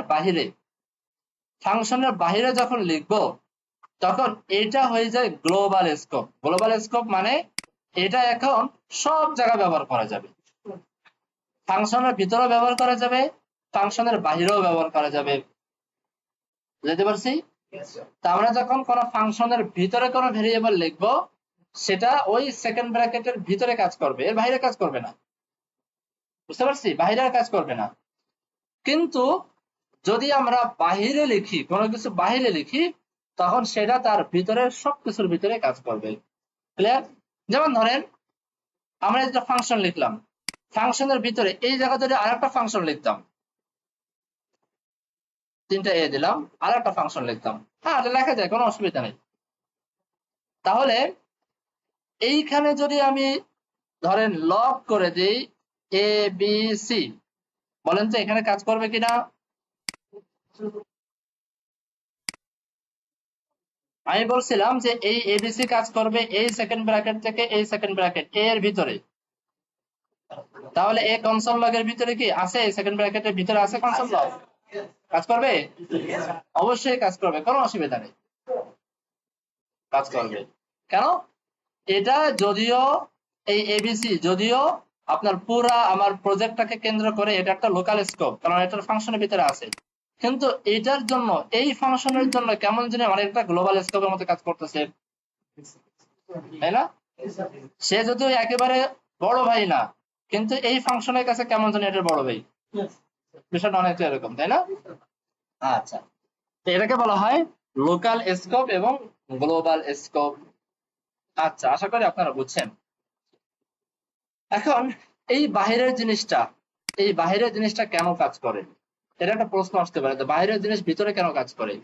আচ্ছা, এইটা আসেন, এইটা যদি বুঝি তাহলে বাইরের জিনিসটা বুঝবো। আমরা এই যে কোড গুলো লিখি না, এই যে কোড গুলা নর্মালি যখন লিখি, তাহলে এই পুরা কোড জাভাস্ক্রিপ্ট তার মতো করে একটা ফাংশন বানায়, নিজের মতো করে একটা ফাংশন বানায় না, এখানে জেএস নামে সে নিজের মতো করে একটা ফাংশন বানায়। আমরা যত কোড লিখছি সব কোড তার ভিতরে ঢুকাই দেয়, ঢুকাই দিয়ে পরে ওই যে ফাংশনটা সে বানায় সেই ফাংশনটাকে সে রান করে দেয়। বোঝেন নাই মনে হয়? যত কোড আমরা লিখছি সব কোড সে তার মতো করে একটা ফাংশন বানাইছে, সে ফাংশনের ভিতর ঢুকাই দিয়েছে, ঢুকাইয়ে তারপরে ফাংশনটা রান করে দিয়েছে। এইবার দেখেন, তাহলে এই সেকেন্ড ব্র্যাকেট থেকে এই সেকেন্ড ব্র্যাকেট এর ভিতরে যত যা কিছু আছে, সব জায়গায় এই ভেরিয়েবল গুলো কাজ করবে না? সেই হিসাবে এখানে যদি অন্য কোনো ফাংশন লিখি তার ভিতরেও কাজ করবে, কারণ সেটাও তো সেকেন্ড ব্র্যাকেটের ভিতরেই আছে। বুঝতে পারছেন? তো যেটা উপরের দিকে এক ধাপ বা দুই ধাপ বা তিন ধাপ উপরে যেগুলা, সেগুলোকে বলা হয় গ্লোবাল স্কোপ, আর যেগুলো ভিতরে সেগুলোকে বলা হয় লোকাল স্কোপ। আশা করি বুঝছেন আপনারা, তাই না? আমি আবার আগের অবস্থায় ফিরে যাই, এখানে চলে আসি, এটাকে আমি কমেন্ট করে রাখি। তো এই ছিল আমাদের জাভা মানে ফাংশনাল কিছু কাজ। আমরা ফাংশনাল কাজগুলো করলাম, আমরা কন্ডিশনাল বিভিন্ন কাজগুলো করলাম, ডাটা টাইপ আমরা চিনছি, হ্যাঁ, অনেক কিছু কিন্তু আমরা করে ফেলছি, অনেক কিছু। এখন ফাংশনের ভিতরে যে প্যারামিটার গুলো পাস করা, এক্ষেত্রে আমরা এটা মোটামুটি শিখে ফেলছি। এই প্যারামিটার নিয়ে আমাদের প্রচুর কাজ করতে হয়। এখন এই জিনিসটা আর একবার দেখাই আপনাদেরকে, প্যারামিটারটা। ধরেন ফাংশন তৈরি করলাম ABCD, এখানে আমি এখানে লগ করে দিলাম, লগ। এই লগের ভিতরে সরাসরি কোনো ডাটা, একদম স্ট্যাটিক ডাটা লগ না করে আমি এখানে একটা ভেরিয়েবল নিয়ে এসে ভেরিয়েবলের ডাটাটা দিয়ে দেবো। ভেরিয়েবল বলে দিলাম ধরেন এ, যা মনে চায় নেওয়া যায়, এখানে করে দিলাম এ। এখন ABCD যখন আমি রান করব, এটা ABCD রান করব, এইখানে আমার এই ভ্যালু দিয়ে দিতে হবে না? হ্যালো, তাহলে এটা এটা আপনার এখানে লগ হয়ে যাচ্ছে, কোনো অসুবিধা করতেছে না। এটা আশা করি এটা আপনারা বুঝছেন। এটা মানে বুঝতে কারো অসুবিধা আছে? এতটুকু বুঝতে অসুবিধা নেই। আপনাদের একটা সমস্যা খেয়াল করলাম, সেটা হচ্ছে অনেকে হয়তো এখানে রিটার্নটা বুঝতেছে না। রিটার্ন, হ্যাঁ, রিটার্নটা আর কিছুই না। রিটার্নটা হচ্ছে আমি একটা ফাংশন বানাইছি, ফাংশন। এই ফাংশনটা অনেকটা ভেরিয়েবলের মতো আমি ব্যবহার করতে চাই, ফাংশনটা অনেকটা ভেরিয়েবলের মতো আমরা ব্যবহার করতে চাই, ঠিক আছে? যেমন এইখানে আমি বলে দিলাম যে রিটার্ন 100 করে দিলাম, রিটার্ন 100। তাহলে বিষয়টা হলো এরকম অনেকটা, যে লেফট ABCD ফার্স্ট ব্র্যাকেট সমান সমান 100, এরকম হয়ে গেল জিনিসটা। এইভাবে লেখার কারণে অনেকটা এরকম হয়ে গেল, যে কেমন জানি ABCD-টা হচ্ছে একটা ভেরিয়েবল, আর সেই ভেরিয়েবলের মধ্যে একটা ভ্যালু আমি রাখছি, সেই ভেরিয়েবল নাম হচ্ছে 100। ক্লিয়ার? এরকম হয়ে গেল। তাহলে আমরা একটা ভেরিয়েবল নিয়ে সেই ভেরিয়েবলকে আমরা যেমন লগ করতে পারতাম না, লগ যদি একটা ভেরিয়েবল নিতাম, ধরেন এভাবে let a is equal to 100 এভাবে লিখতাম, তাহলে লগের ভিতরে তো আমরা খুব ইজিলি a বসাইতে পারতাম, তাই না? আর এই ফাংশনটা যেহেতু এখন ভেরিয়েবলের মতো আচরণ করতেছে, সেহেতু এই ফাংশনটাও কিন্তু আমি এখন কনসোল লগের ভিতর লিখতে পারি। পার্থক্য আছে, যেহেতু একটা ফাংশন সেহেতু একটা ফার্স্ট ব্র্যাকেট দিয়ে দিতে হবে। বুঝাইতে পারছি? আচ্ছা, দেখেন চলে আসছে। খুব কঠিন ভাবে ভাববেন না, সিম্পল ভাবে ভাববেন, তাহলে জিনিসগুলো সহজ হয়ে যাবে। রিটার্ন করলে হয় কি, রিটার্নের পরে যে ভ্যালুটা দিব সেই ভ্যালুটা ওই ফাংশনের ভ্যালু হয়ে যায়। ফাংশনটা অনেকটা ভেরিয়েবলের মতো হয়ে যায়, আর এই রিটার্নের ভ্যালুটা ওই ফাংশনের ভ্যালুর মতো হয়ে যায়। এখন এই ফাংশনটা মানে একটা ভেরিয়েবল যেখানে ব্যবহার করতে পারি, ফাংশন তেমন যে কোনো জায়গায় ব্যবহার করা যায়। যেমন ধরেন আমি এখানে এটাকে বন্ধ করি, আমি a ইজ ইকুয়াল টু 100 লিখলাম, আমি লেট ধরেন j is equal two a করলাম। বুঝতে পারছেন কিনা দেখেন, j ইজ ইকুয়াল টু কত করলাম, a করলাম। এখন আমি লগ করলাম j, কত আসবে, 100 আসবে, 100। কারণ প্রথমে a 100 পাইলো, আবার j আবার এই 100 ভ্যালুটা এখানে নিয়ে আসলো, বিষয়টা তাই না? তাহলে এই এর পরিবর্তে যদি আমি a b c d এভাবে করি, তাহলে এবার বলেন তো j এর ভ্যালু কত, 100 না? কারণ এটাও অনেকটা ভেরিয়েবলের মতোই। কিভাবে বুঝলাম, কারণ এই ফাংশনের ভিতরে আমি কিছু একটা রিটার্ন করছি। ক্লিয়ার? এবারও দেখেন সে 100ই আসবে, এই 100, এই 100 কোথা থেকে আসতেছে, এই 100 আসতেছে হচ্ছে এইখান থেকে, এই ভ্যালুটা। আচ্ছা, তবে এই রিটার্ন যখন করবেন, এই রিটার্নটা করতে হয় ফাংশনের ভিতরে সবার পরে। আমরা ফাংশন তৈরি করি অনেকগুলো কাজকে একটা ফাংশনের ভিতরে গুছায় রাখার জন্য, ঠিক আছে? তো ফাংশনের উপরে আমার হাজারো লাইন কোড হইতে পারে, হাজারো লাইন কোড, সব কোড করার পরে একদম লাস্টে গিয়ে আমি কিছু একটা রিটার্ন করব। এই রিটার্নটা আমার উপরের কোডের কোনো ভ্যালু হতে পারে, উপরের কোডের কোনো আউটপুটও হইতে পারে, ফাইনাল রেজাল্টও হতে পারে, অথবা আমার নিজের ক্যালকুলেশন মতো যে কোনো কিছু হইতে পারে। সবাই বুঝছেন বিষয়টা? এবার আসেন আর একটা জিনিস দেখাই, এটাকে আমি বন্ধ করি। মনে করেন আমি আবার একটা ফাংশন বানাই, না আমি তো বুঝে পাচ্ছি না, এক্স ওয়াই জেড, এ থেকে শুরু করলাম জেড পর্যন্ত শেষ করলাম। আচ্ছা, তৈরি করলাম। এইখানে আমি যদি ধরেন আমি বললাম লেট এ সমান সমান 5, লেট বি সমান সমান 10, কিছু একটা করলাম, হ্যাঁ, কিছু রিটার্ন করলাম না। এখানে রিটার্ন না করে এটাকে আমি জাস্ট রান করলাম, জাস্ট রান করলাম। যেহেতু রিটার্ন করিনি সেহেতু এটাকে আর ভেরিয়েবলের মতো হবে, রিটার্ন না করলে তো ভেরিয়েবল হচ্ছে না, আর রিটার্ন না করলে তো আপনার ওই যে কি বলা হয়, ভেরিয়েবল যদি না হয় তাহলে তার কনসোল লগের ভিতরে লেখার কোনো লাভ নেই, কিছুই হবে না। আমি এবার এটাকে রিলোড করি, কিছুই হবে না, কারণ এটাকে রান করার মানে হচ্ছে কেমন জানি এই দুইটা লাইন এসে বাইরে লিখে দেওয়া, এরকম লিখে দেওয়া, তাই না? বোঝেন নাই মনে হয়। আচ্ছা, এখন আসেন আমরা এইখানে এর ভিতরে আমি লগ করলাম, লগ এ প্লাস বি। তাহলে এইভাবে লেখার মানে কি, এই কোড গুলো সে কেমন যেন বাইরে লিখতেছে, বাইরে লিখলে এই কনসোল লগটা রান হয়ে যাচ্ছে, সেই হিসাবে এখানে 15 আসার কথা, আসছে 15 আসছে। খুব ভালো করে ধরেন বিষয়গুলো সহজ, খুবই সহজ। আমরা একটু কঠিন ভাবে ভাবি দেখে আমাদের কাছে কঠিন মনে হয়, আসলে কঠিন কিছু না, খুবই সিম্পল জিনিসটা, জিনিসগুলো অনেক সহজ। তো এখানে আমি কনসোল লক, এখন কথার কথা আমি কনসোল লক এখানে কেন করলাম, কেউ যদি প্রশ্ন করি যে স্যার এখানে কনসোল লক আমরা কেন করলাম, এখানে উত্তর আছে, আমার দরকার হয়েছে করছি, এটা মনে চাইছে করছি, মনে না চাইলে করতাম না, শেষ। আমরা চাইলে কনসোল লক করতে পারি এখানে, চাইলে নাও করতে পারি। এখন আসেন এখানে কনসোল লক করার পরে আমি আবার রিটার্ন করলাম 100, বা এখানে 1000 করলাম, রিটার্ন করলাম 1000। খুব ভালো করে বুঝেন, ভিতরে কিছু কাজও আমি করছি, কিছু রিটার্নও করছি। তার মানে এইটা কিন্তু এখন একটা ভেরিয়েবল হয়ে গেছে, বুঝছেন, ভেরিয়েবল হয়ে গেছে। আবার এই ফাংশনটা যখন আমি রান করব, খুব ভালো করে বোঝেন, যখন রান করব তখন এই কোড গুলা আবার এখান থেকে কপি করে সে বাইরে এনে এখানে বসাবে, এখানে বসাই দেবে। এখানে বসাইতে গিয়ে সে একবার কনসোল লক করবে না?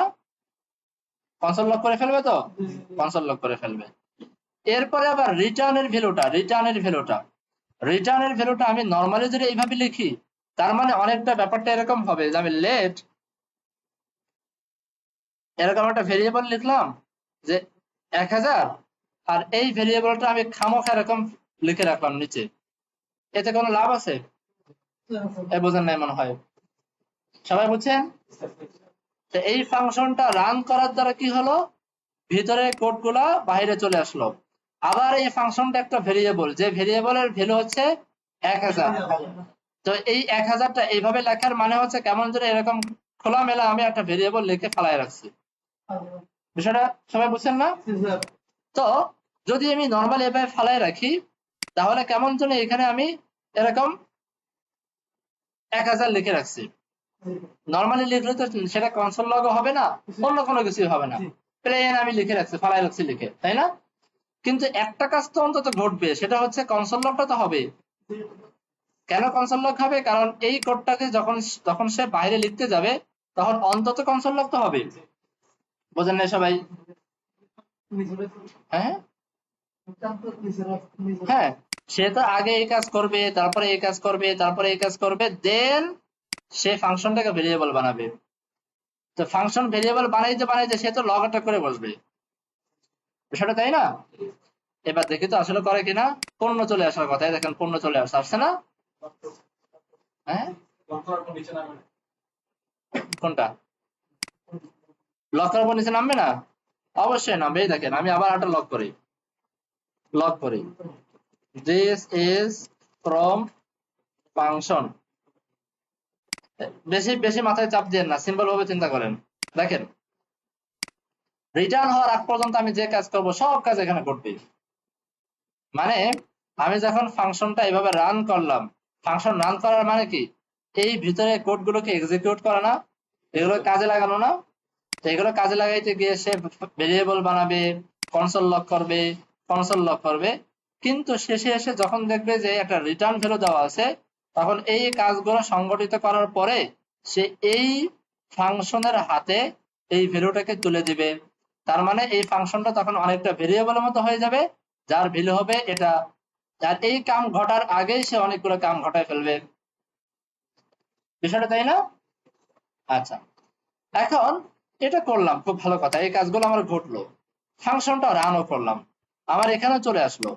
কিন্তু এই ফাংশনটাও তো আবার একটা ভ্যালু সে নিজের ভিতরে নিয়ে রাখছে, ফাংশনটা ভ্যারিয়েবলের মতো কাজ করছে, তাই না?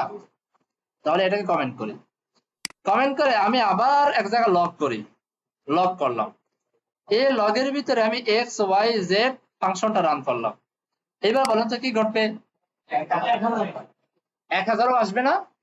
আবার 1000 আনতে গিয়ে তো ফাংশন রান করা লাগতেছে, আর ফাংশন রান করতে গিয়ে ভিতরে কনসোল লগ দুটো হয়ে যাবে। দেখেন তো হয় কিনা। প্রথম আসবে 15, তারপর দিস ইজ ফ্রম ফাংশন, তারপরে 1000। সবার কাছে ক্লিয়ার বিষয়টা? বুঝছেন কিনা আল্লাহ জানে। বুঝছেন? সবাই বুঝছেন? হ্যাঁ,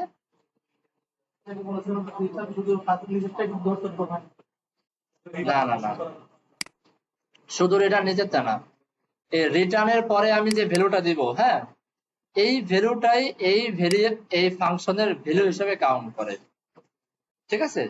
এই ভ্যালুটা এই রিটার্নের পরে কোনো কিছু লেখা যায় না। এই কোডগুলো যদি আপনি সব রিটার্নের পরে লিখতেন না, কোনোটাই কাজ করতো না, কোনোটাই কাজ করবে না। এখন দেখেন শুধু 1000 পাবেন, এখানে আপনি শুধু 1000 পাবেন, আর কিছু পাবেন না। কারণ সে যখন রিটার্নের ভ্যালু পেয়ে যাবে, তখন নিচের কোডগুলো কাজই করবে না। বুঝতে পারছেন? কিন্তু রিটার্নটা আমরা পরে লিখি, পরে লিখতে গিয়ে কি হয়, সে ফাংশনের ভিতরে ঢুকে এই লাইন কাজ করায়, এই লাইন কাজ করায়, এই লাইন কাজ করাবে, এই লাইন কাজ করাবে, এরপরে যখন সে রিটার্ন পাবে, তখন সে এই ভ্যালুটাকে সে ঘুরে এর কাছে সে তুলে দিবে। বুঝতে পারছি? তাহলে এই ফাংশনটা কল করতে গেলে এই কনসোলটাও হবে, এই কনসোলটা হবে, এই দুটো হবে হচ্ছে ফাংশন কল করার বিনিময়ে, তাই না? ফাংশনটা রান করার কারণে। আর এই 1000টা চলে যাবে এই ফাংশনের হাতে, তাহলে এই ফাংশনটাও একটা ভেরিয়েবল হয়ে যাবে, কেমন যেন একটা ভেরিয়েবল যখন আমি রান করছি তখনই কেমন যেন দুইটা কনসোল লগ হয়ে গেছে, বুঝতে পারছেন? তাহলে এখন স্বয়ং এই ফাংশনটাও যেহেতু ভেরিয়েবলের মতোই, স্বয়ং সে ফাংশনটাকেও কিন্তু কনসোল লগ করা যাবে, বুঝতে পারছি? এখন ফাংশনটা যখন কনসোল লগ করতেছি তখন এই ফাংশনটা রান হইতে গিয়ে ভিতরের লগ দুটো আগে হয়েছে, এরপরে তার নিজের যে একটা দাম আছে, নিজের যে একটা মূল্যায়ন আছে 1000, সে 1000 এখানে বসে গেছে। সবাই বুঝছেন বিষয়টা? আসলে বুঝছেন? ক্লিয়ার তো ইনশাল্লাহ? আচ্ছা, এটা নিয়ে একটু ঘাটাঘাটি করেন, একটু প্র্যাকটিস করেন, হ্যাঁ একটু প্র্যাকটিস করেন, ইনশাল্লাহ পারবেন না।